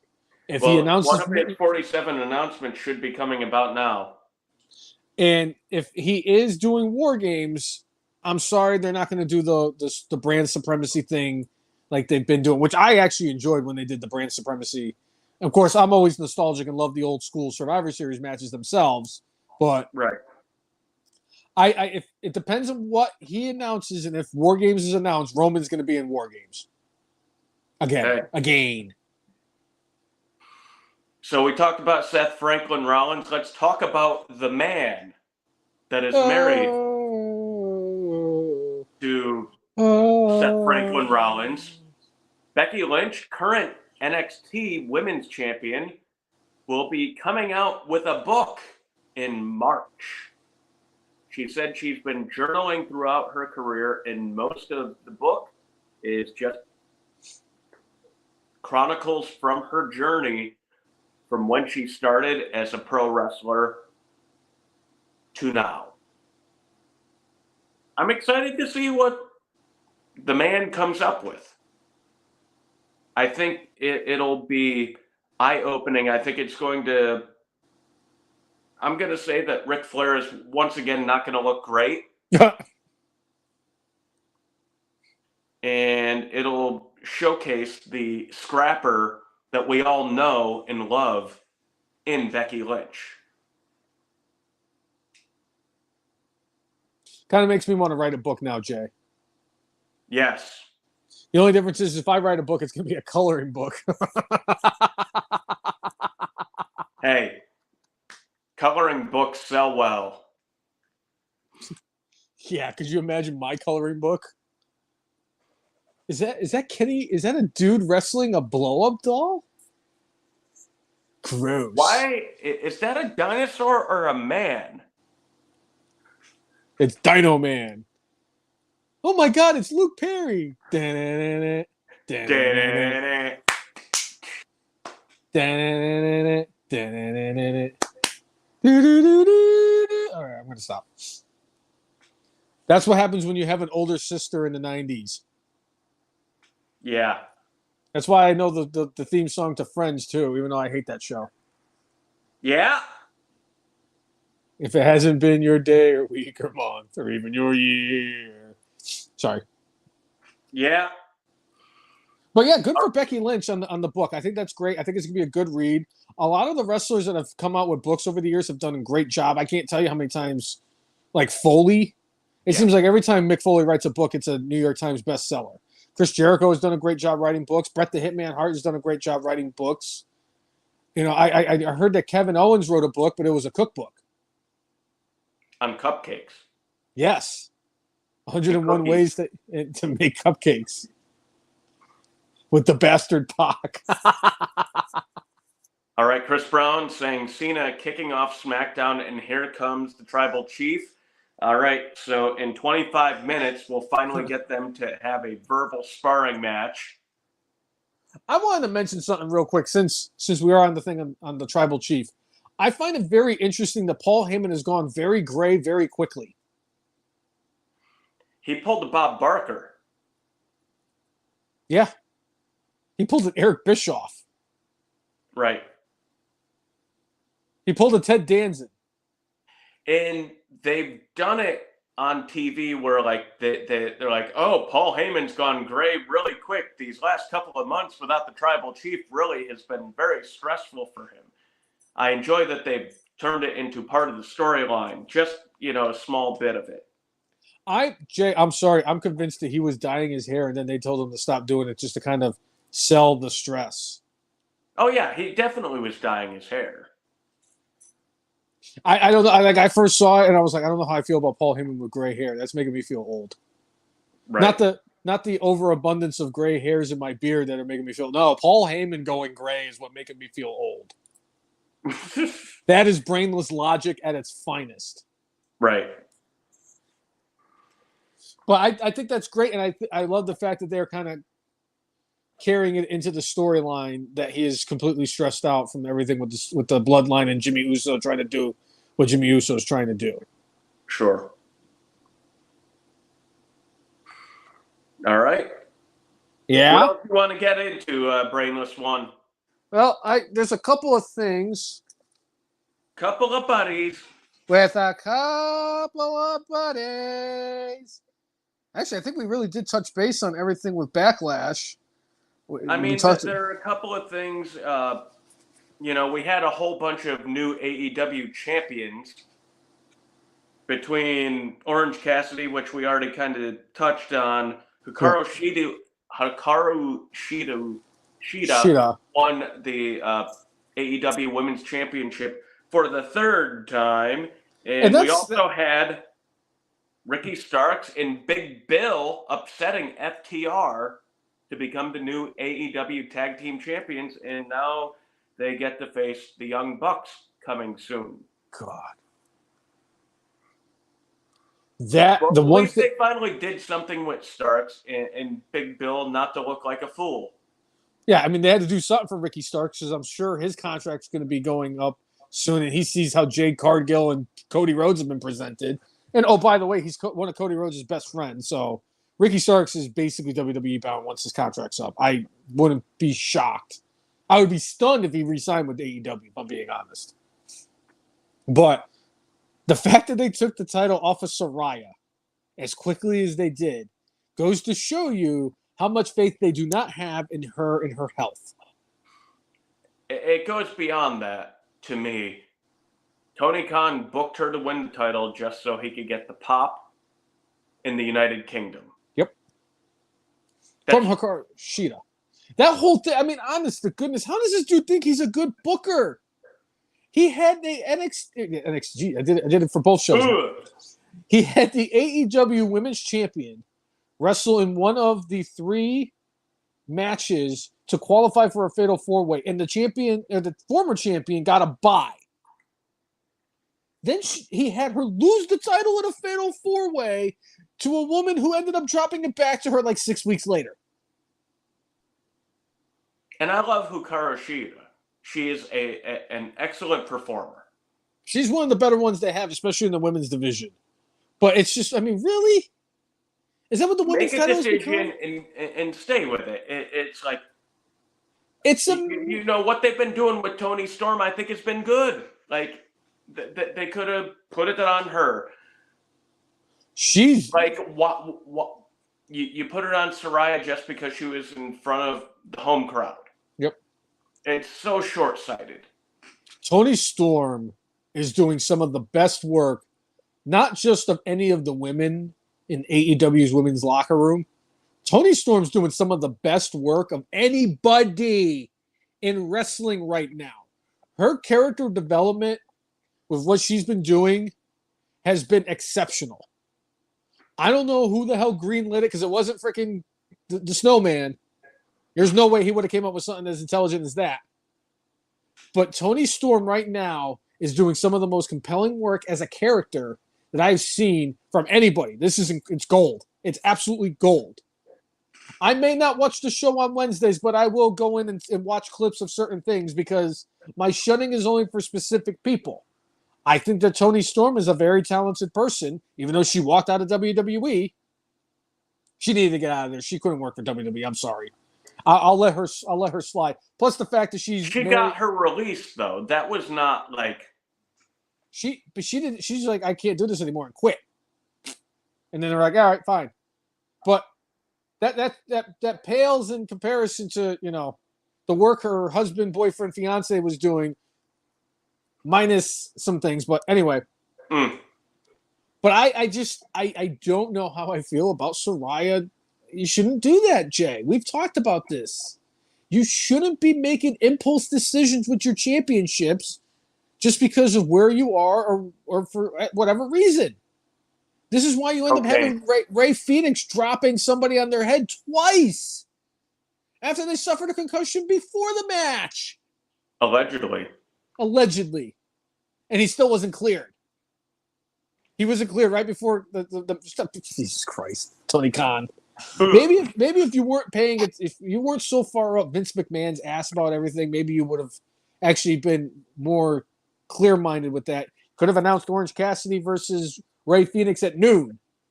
You might have made a switch like they did with Mick Foley after he won the WWF Championship. That'll put butts in the seats. The turning point of the Monday Night Wars. Yep. But he's got to stop doing this stuff, Jay. He's trying to do stupid stuff to win a fake award from an overrated wrestling journalist. And a failed wrestler who also works for him. Comes L.A. Knight. Yeah? Yeah? Talk about getting a shit gimmick and overcoming that, huh?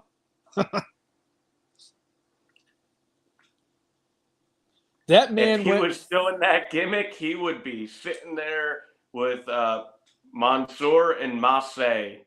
I'm sorry, Mansoor and Massey. I wonder if Mansoor still looks dead inside now whenever they show a camera in his face.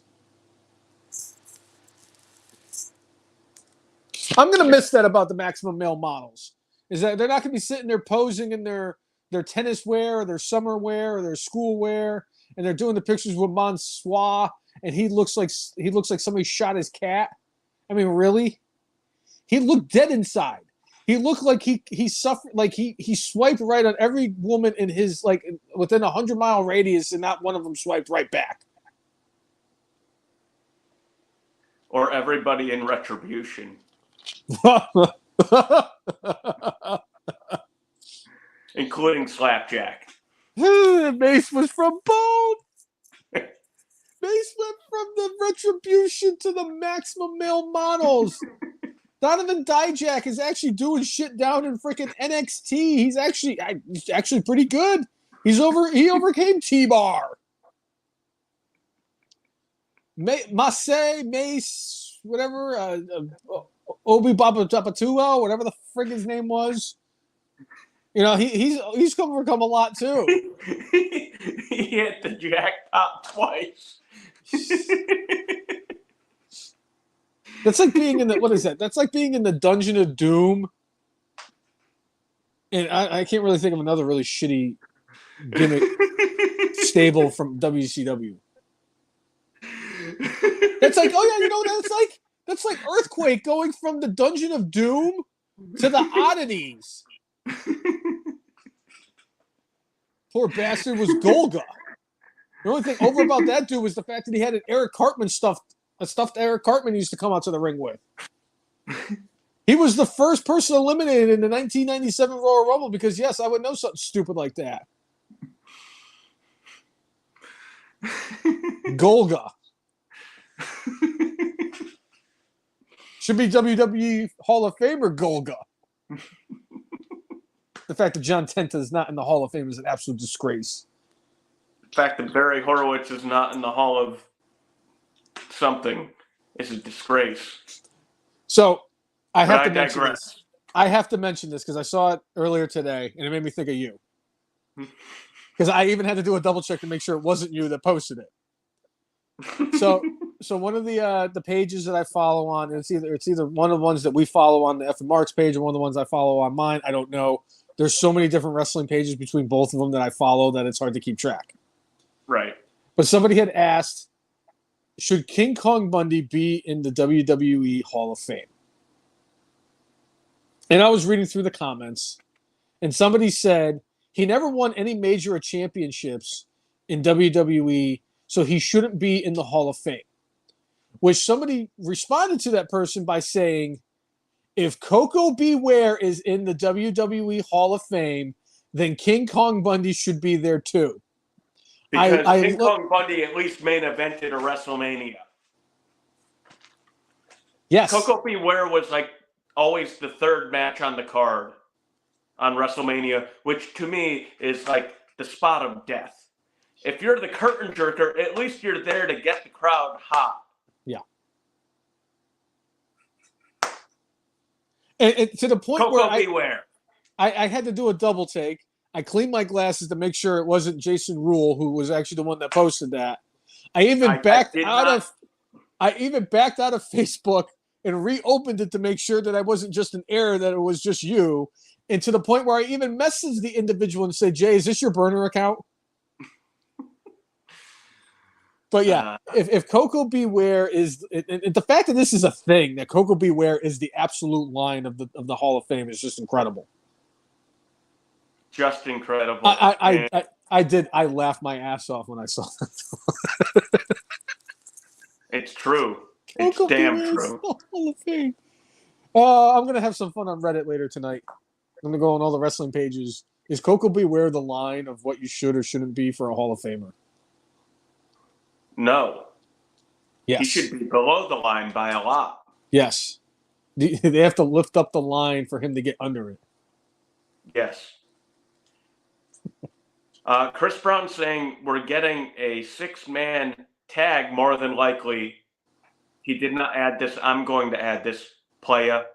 I was just thinking Playa. Teddy Long's going to announce it too, right? And then they're going to go one-on-one with The Undertaker? They should have Teddy Long come out and announce that Nick Aldis is the new authority figure and have Nick Aldis make the call. I'm just saying. Nick Aldis go out there and slap the taste out of Roman Reigns' mouth. Yeah. And then have his wife come out too, just so I could pop more than I did when Trish Stratus came out. Yeah. JK, no woman has ever made me pop when they came out more like Trish Stratus did recently. That is that's my favorite. She is my goat of the women. I love Trish Stratus. Okay. And she could still go in the ring for somebody her age, which is incredible. And that was her and Becky Lynch at, what was it, Backlash or Payback or whatever it was? I don't know. That cage match was fire. I wish they would have had the opportunity to do that match at SummerSlam. Yeah. But, you know, that I guess that was as good as their version of a middle finger to WWE for not putting the match where it belonged. That was my favorite women's steel cage match ever. I enjoyed the hell out of that. That was actually one of my favorite women's gimmick matches in general. My favorite women's gimmick match that I ever saw, and I was there to witness it. Impact Wrestling. It was their December pay-per-view that they had at the Impact Zone in Orlando. It was Mickie James versus Victoria, and Falls Count Anywhere match in the Impact Zone. It was awesome. I loved that match. I would put that match against like anything. I was sports entertained to hell. There you go. I believe that match happened in 2010. Check it out. I'll have to check that out. So is there a Brainless top 10 for this evening? Well, yes, and actually I got through all that. I just wanted to bring up one more quick tidbit before I get into my top 10. Okay. On Tuesday, we did get Cody Rhodes. We had mentioned that. And Cody had teased he was going to make a special announcement. And lo and behold, no surprise to the Brainless one, we are getting the Dusty Rhodes Classic Tag Team Tournament once again. What are your thoughts, Cousin Jay? Cody, for many years, specifically after he left WWE, you could tell was kind of upset that, like, you could tell he had a battle within himself. Like, I'm happy that they're continuing Dad's legacy.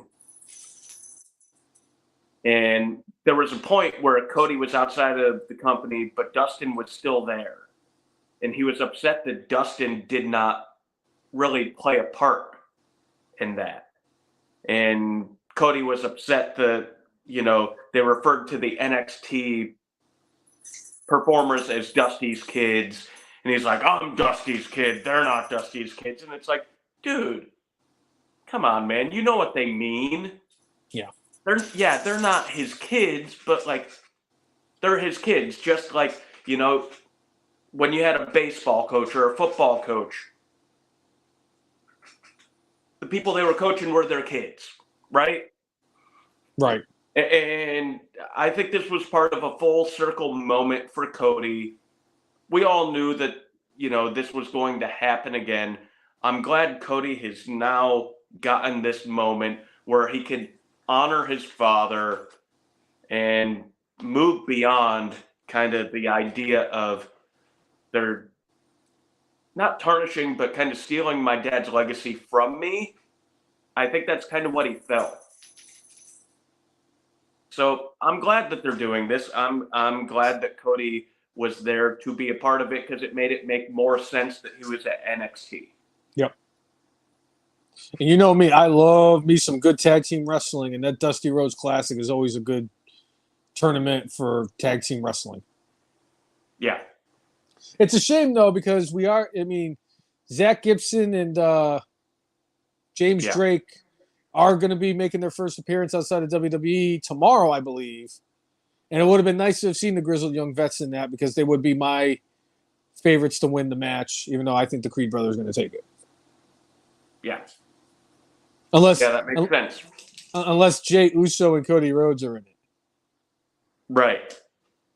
But anyway, it's time for the Brainless Top 10. Yeah. I got a good list for this week too, Cousin Jay. All right. So I know that I've been sitting here cracking jokes for the entire episode and just go fuck yourself. Which was one of the funniest. I'm sorry, that was just damn funny when I saw that. Yes. And I've probably watched that more than anything other than Parties Over Grandpa and James Ellsworth getting spiked by Braun Strowman like he was Rob Gronkowski. Yes. But it got me thinking. He has been doing some evil, dastardly things of late. And it made me think. Yes, he's a shoo-in to probably win Heel of the Year for us in the Marquee Awards. But where is Christian Cage right now in regards to the top nefarious heels of all time, and that's the list. All right. I have decided to put together the top 10 nefarious heels of all time. All right. Number 10, Seth Rollins. Anybody who breaks into somebody's house and starts drinking their juice and sitting in their furniture to get the person that they're trying to intimidate to call FTR to show up at their house, that's pretty damn nefarious. Yeah. Especially if you're dressed like Seth Rollins. Yeah. Number 9, Chris Jericho. Between throwing Shawn Michaels into the Jeritron 3000, causing Shawn Michaels to go cross-eyed, that was nefarious enough. But the fact that he went after Bob Barker, I'm sorry, Chris Jericho, you are definitely in my top 10 most nefarious. Number 8, Bubba Ray Dudley. I can talk about the countless promos that man has cut in ECW that made what Christians say to Edge this week look like child's play. But his time in WWE, where he was putting almost every single person, including women, Mae Young especially, through tables. And oh, by the way, when he was in Impact, he was Bully Ray. Bubba Ray Dudley, that is why you're number 8. Number 7, the $1 Million Man, Ted DiBiase. All the nefarious things he's done over the years as the $1 Million Man, and that's not even including the fact that he paid Andre the Giant and 2 different Hebners to kind of screw Hogan out of the title to win the title. But the fact that he knocked the basketball out of the hands, I think, of RVD. RVD. Future WWE Hall of Famer and one of my personal favorites, Rob Van Dam.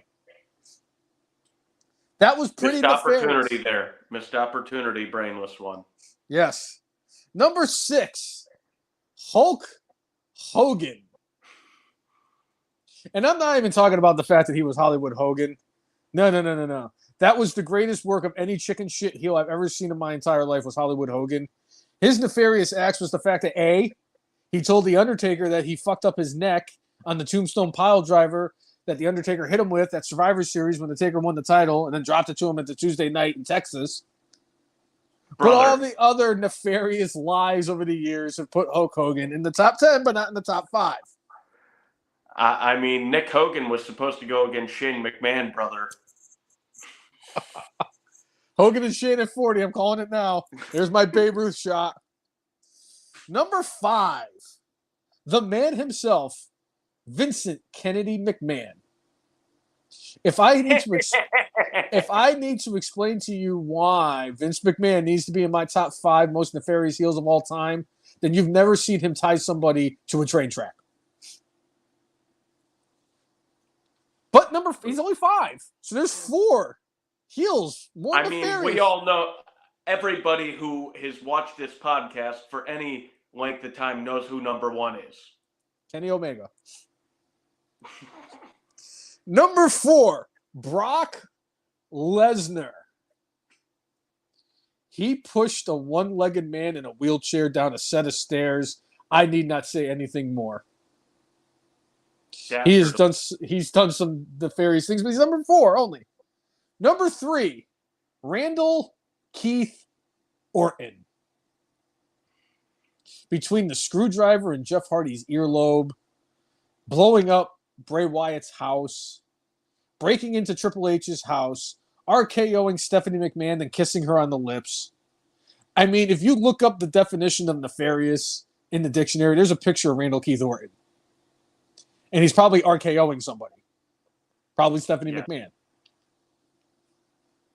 Number 2, Christian Cage is the second most nefarious heel of all time, between the constantly asking how people's fathers are, going after everybody who had a parent pass on.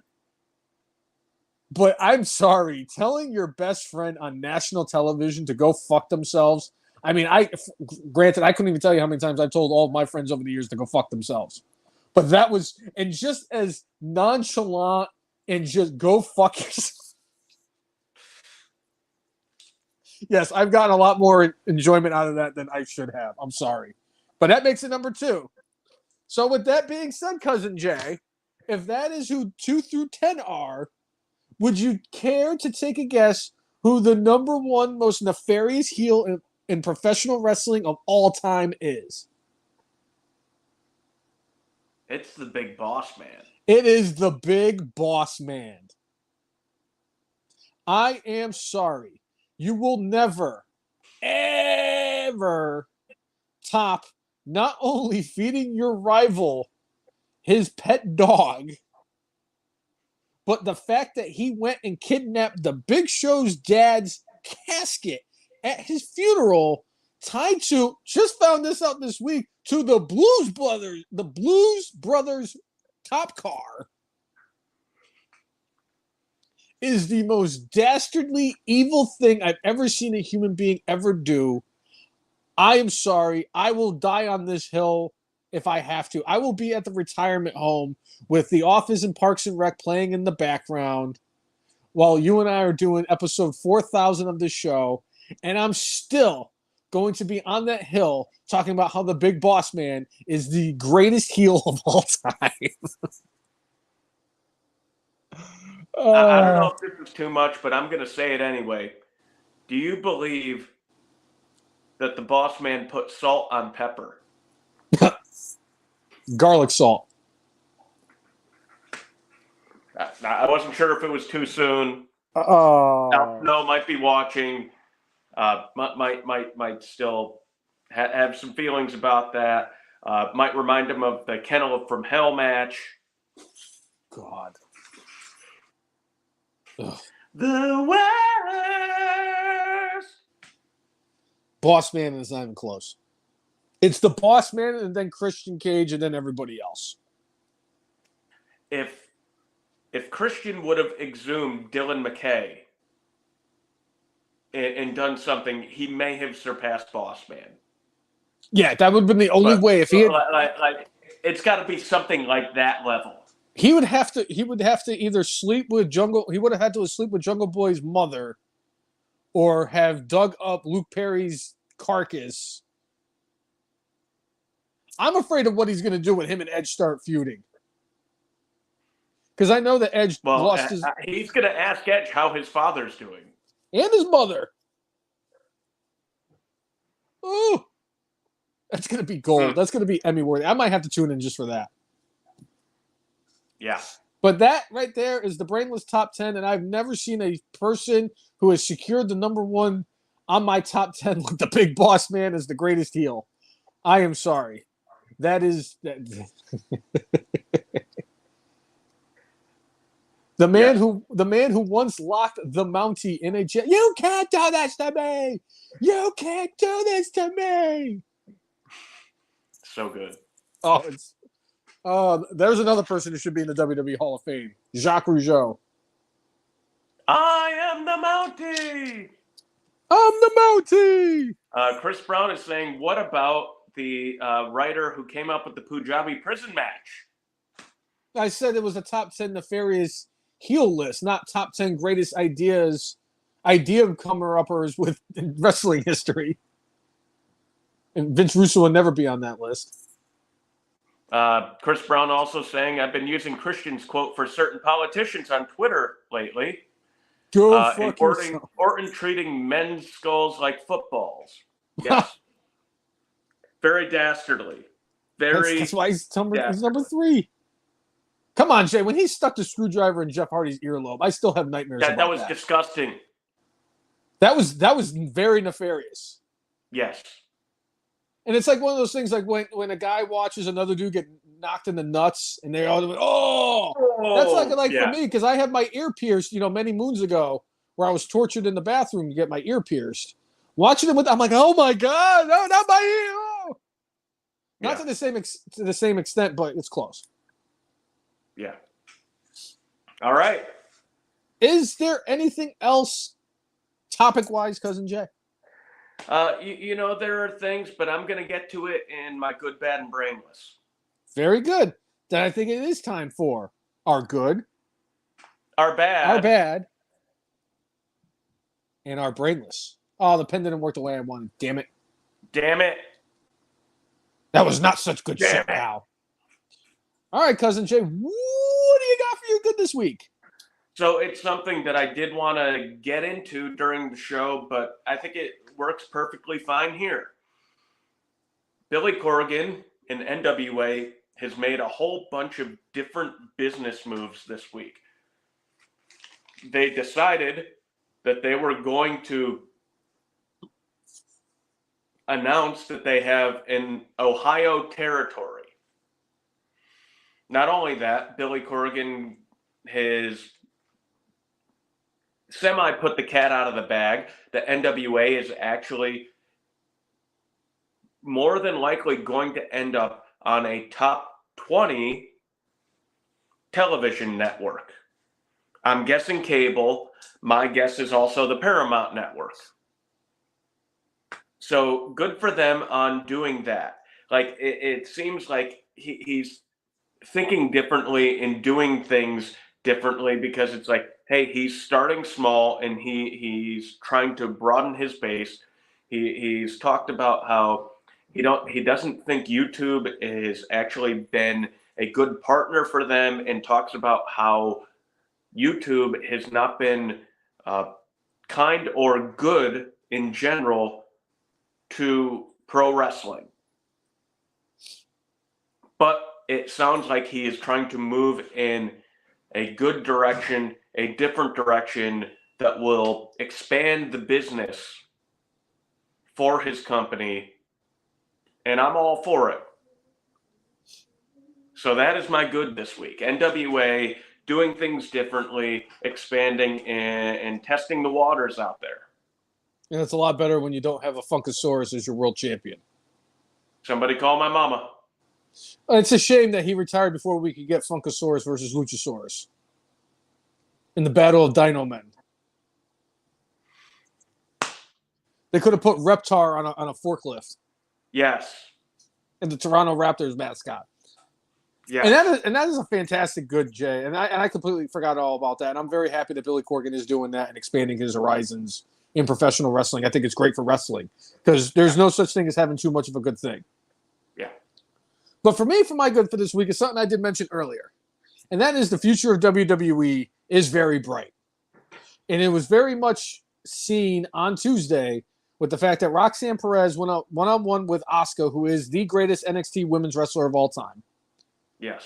Carmelo Hayes got to share the ring with The Undertaker, John Cena, and Paul Heyman. And I could say the same thing for Braun Breaker, but Braun Breaker got chokeslammed by The Undertaker to end the show. Did you really see John Cena? That was funny as shit. When he was in there with Breaker, and Breaker goes, "You think they came to see you?" And he goes, "They can't." I popped so I'm like, this joke's never gonna die. It can't. No. I don't care how many people out there that complain about, oh, this joke is old. No, it will never get old. No, it's classic. It is epic. It is the greatest thing, and the fact that Cena still plays on with it is all that matters. They can't. But the future of WWE looks very, very bright. I can't say enough good things about Braun Breaker and how I feel about him because I said I'd take him over anybody else over the next 20 years. Carmelo Hayes is going to be a future WrestleMania main eventer. The kid is money. He's got a look, and he's a great wrestler.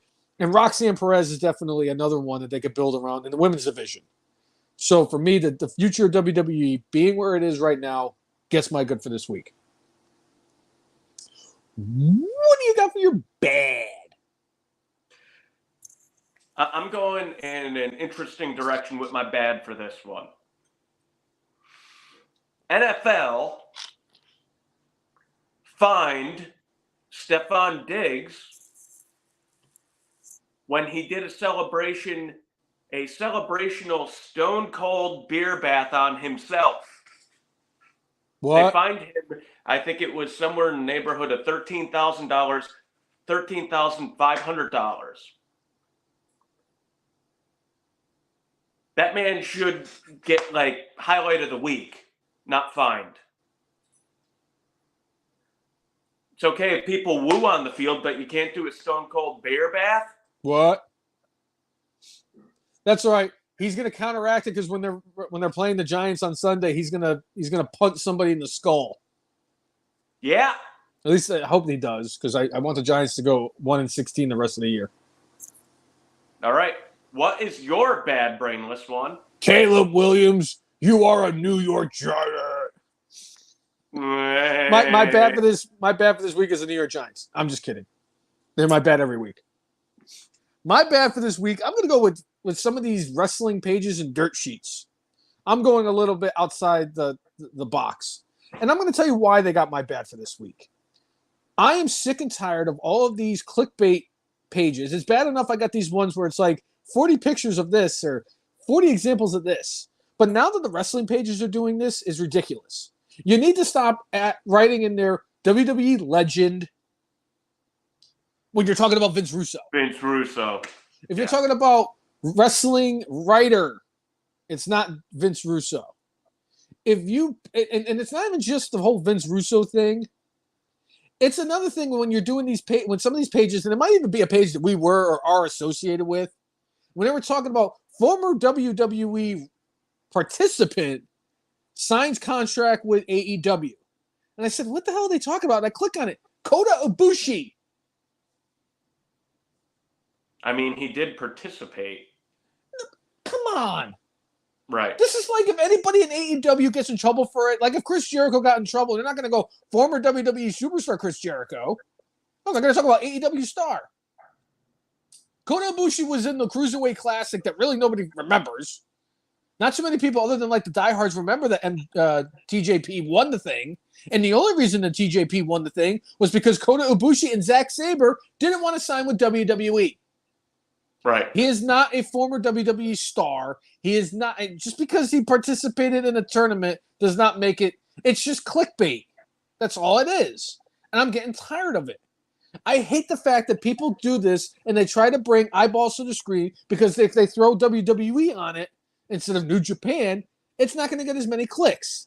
But when you do something like that, you're just going to piss off people like me. So that's why I got my bad for this week. Okay. Yeah, and I'm sick and tired of somebody writing something like that about Vince Russo just to get me to re-question every decision I've ever made in my life when I have to read anything that Vince Russo said. All right, Chris Brown in the comments saying, my good LA Knights promo on Roman 20 minutes ago. Wow. Is bad, possibly being subjected to Roman versus Cena at Blood Money. That was a match they were talking about. Brainless, does it really need to be said? Tony, I emulate. Donald, I'm addicted to endless 8 balls of crack. Trump Jr., Khan needs to be forced into getting banned from social media for the rest of his life. All right. Counteract that one, Jay.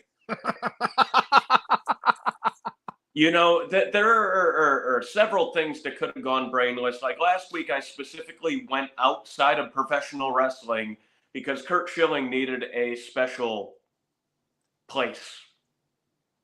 There was plenty of reasons to go outside of professional wrestling this week, but I decided I was not going to do that. Something I mentioned earlier in the show, I'm excited to see Iron Claw. I think the movie is going to be entertaining. It's going to be sad. Yeah. But literally, there is one Von Erich alive that could verify the stuff you're telling in the damn movie. And you didn't reach out to him? Are you kidding me? Like you did you think he was going to mess with something you had creatively thought up for this movie? Well, why don't you just say that this is a thing of fiction? It's not a biopic, it's a thing of fiction. You got somebody who can verify shit, who I'm sure, I mean, he has done interviews with people, you know, many people, many organizations since all that stuff happened. I'm sure he would have been completely fine with being a consultant for that movie and saying, yes, this is true. No, this isn't true. Don't make my dad look like an asshole. That wasn't who my dad was. I think, though, that because Kevin would have said, no, my dad wasn't like that. I think that's the main thing. I think the movie probably wants to make it seem like Fritz von Erich was this not great father. Whenever you hear Kevin talk about his father, he says, my dad was a great dad. He didn't force us kids to do anything. He wanted us to be good men and good human beings. And I'm guessing specifically the producers they needed somebody to be the bad guy. And I'm going to guess they're choosing Fritz von Erich to be the bad guy. And that's why they didn't involve Kevin. Fair enough. I'm still going to see the movie, though. I'm going to see the movie. They got to tell a good story. Yeah. Just remember that. I'm sorry, Jay. As much as I would like to give it to that or anything else that has happened, I'm sorry. This whole week has just proven to me that my shunning must continue as Tony Khan has once again won my Brainless for this week.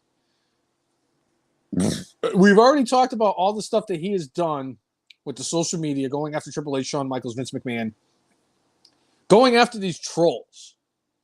The fact that you're sitting there and you're talking shit about Vince McMahon and all of his indiscretions that he has done in his life, and this past Tuesday, one of your wrestlers, I get it, it's part of his gimmick that he hits people with a sack of coins, but the fact that he wrote Friedman on the quarters after everything that's going on right now, not a good look for you, pal. So the fact that you're going after them for what they're saying and what they're doing, and you're not even like taking into consideration, like, I should probably look at the full picture. You know, it's like the old saying, people in glass houses shouldn't throw rocks. And I really was hoping for the Buffalo Bills to slap the shit out of Jacksonville and London, England. And I was also hoping they were going to keep them and Tony Khan in England after the game, but that's neither here nor there. But Tony Khan, congratulations. You have once again got the Brainless ones, Brainless for the week.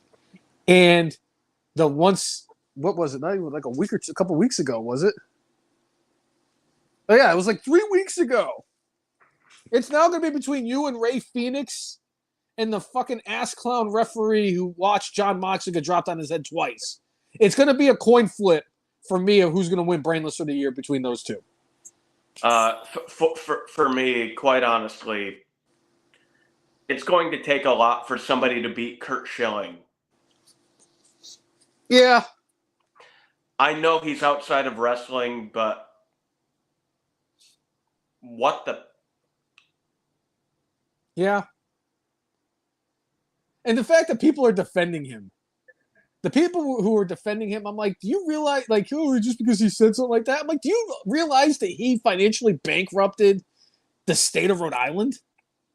Well, he didn't bankrupt Rhode Island. Like, close enough. He made it difficult. I was there in Rhode Island when all that went down.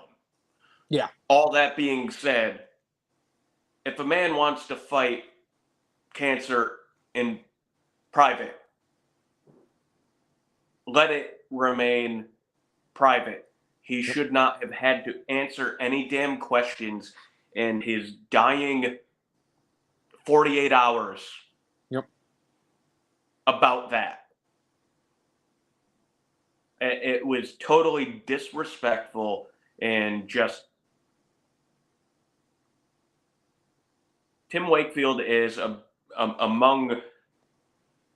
It sounds like one of the best human beings that's ever existed. Yep. Just let me live my life. Let me do good in my community. Let me be a good citizen. Let me die with dignity. I don't want people to know my struggle. The man was part of that organization as a player and as a personality on TV for nearly 30 years, if not more than 30 years. And that's why it's going to be very tough for anybody to overcome that for me. As much as maybe like there'll be a special exemption I'll make where it's like going, all right, I'll have my shit bag of the year for a wrestler and then just my shit bag of the year. There you go. So I will say this, and the one thing I will talk about with Tim Wakefield, and I know if you're a Red Sox fan, if you've been to more than a couple of games, everybody saw Tim Wakefield pitch. You either saw Tim Wakefield pitch, you saw them play against Toronto, or if you had the luxury like I did a couple of times, I got to watch Tim Wakefield pitch against Toronto. That is what it's like being a Red Sox fan who's gone to a game. Yeah. Well, if you like what you've seen, whether you are a first-time watcher or a continuous fan, make sure you like us on Facebook, follow us on Twitter X, follow us on Instagram, and subscribe to us on YouTube at the letter T, the letter H, the letter E, the letter F, the letter N, MARKS, the F and Marks. If you like, follow and subscribe to us. We will do the same back. That has always been our mantra, and make sure you set up notifications so that when we go live, you will be notified that we are live, whether it's on the YouTubes or on the Facebooks. We also post the episodes on Spotify. So if you missed the show, you could watch it or listen to it on all of those platforms. So you could talk about or listen to us talk about our favorite sport that we love to hate. Pro wrestling. professional wrestling. Yeah. Yeah? Okay, before we get to the final thing, there is one more thing I wanted to mention on this podcast. Okay. It was something that you and I had discussed way earlier this year. And I know that we did mention the Marquee Awards, and with the Marquee Awards comes the Hall of Fame induction ceremony. Yes. And I think that tonight is the perfect time to officially announce the first member of the 2023 F and Marks Hall of Fame class. And that was somebody that we said that we were going to put in, that we should have put in last year, but is going in this year. And that is none other than the man, the myth, the legend, the GOAT Muda. Yeah. A man who is well above the Coca Beware line. A man who has had such legendary, incredible matches with the likes of Sting and Ric Flair. And above all things, a man who single-handedly saved an entire arena from catching on fire when he blew his green mist into the electrocuted cage in what was the name of the match again? I'm sorry. It was Thunderdome, and Thunderdome, it was that's the it. very first Halloween Havoc. So just for all of those reasons, and we talk about Muda quite a bit in this podcast, the GOAT Muda is the first inductee in the F and Marks Hall of Fame class of 2023. Yeah. Well deserving too. Yeah. Yeah. All right. I think that's it. Yep. I think we've covered all the bases to talk about. We have hit everything. Absolutely nothing else to talk about. That's erroneous. Curtis Axel, what are you doing here? It's erroneous. Is this what you guys would call a segue? Announcing somebody for the Hall of Fame, and then the first person you ever announced for the Hall of Fame? I mean, that would be one hell of a segue, but you're giving somebody called the Brainless one way too much credit there, Curtis Axel. But since you are here, why are you here, Curtis Axel? Well, Brainless one, I'm glad you asked. Did you know that today, Friday the 13th of October of 2023, at an astonishing 3,183 days, I, F and Mark Hall of Famer, is still alive in the 2015 Royal Rumble.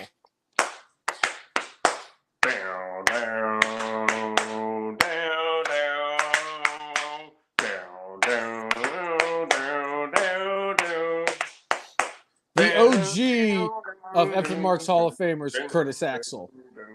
And could very well be the Shawn Michaels, Ric Flair, Booker T of our Hall of Fame, as he might go in twice. Yeah. Part of the B team. B team, go. You gotta believe. You gotta believe. Anyway, for episode 332 of everyone's favorite wrestling podcast, the F and Marks. I'm Jay.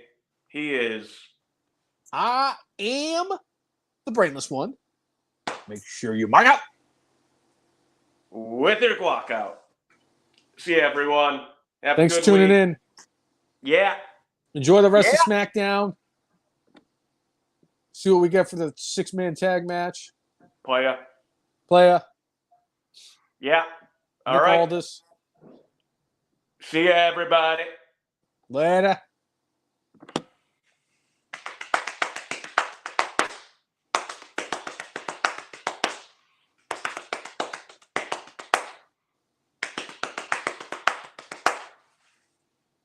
Is it still going? I don't know. Maybe so. It's still circling on my end. That's crazy. Yeah. Because I'm watching the timer and it's still going, and I'm expecting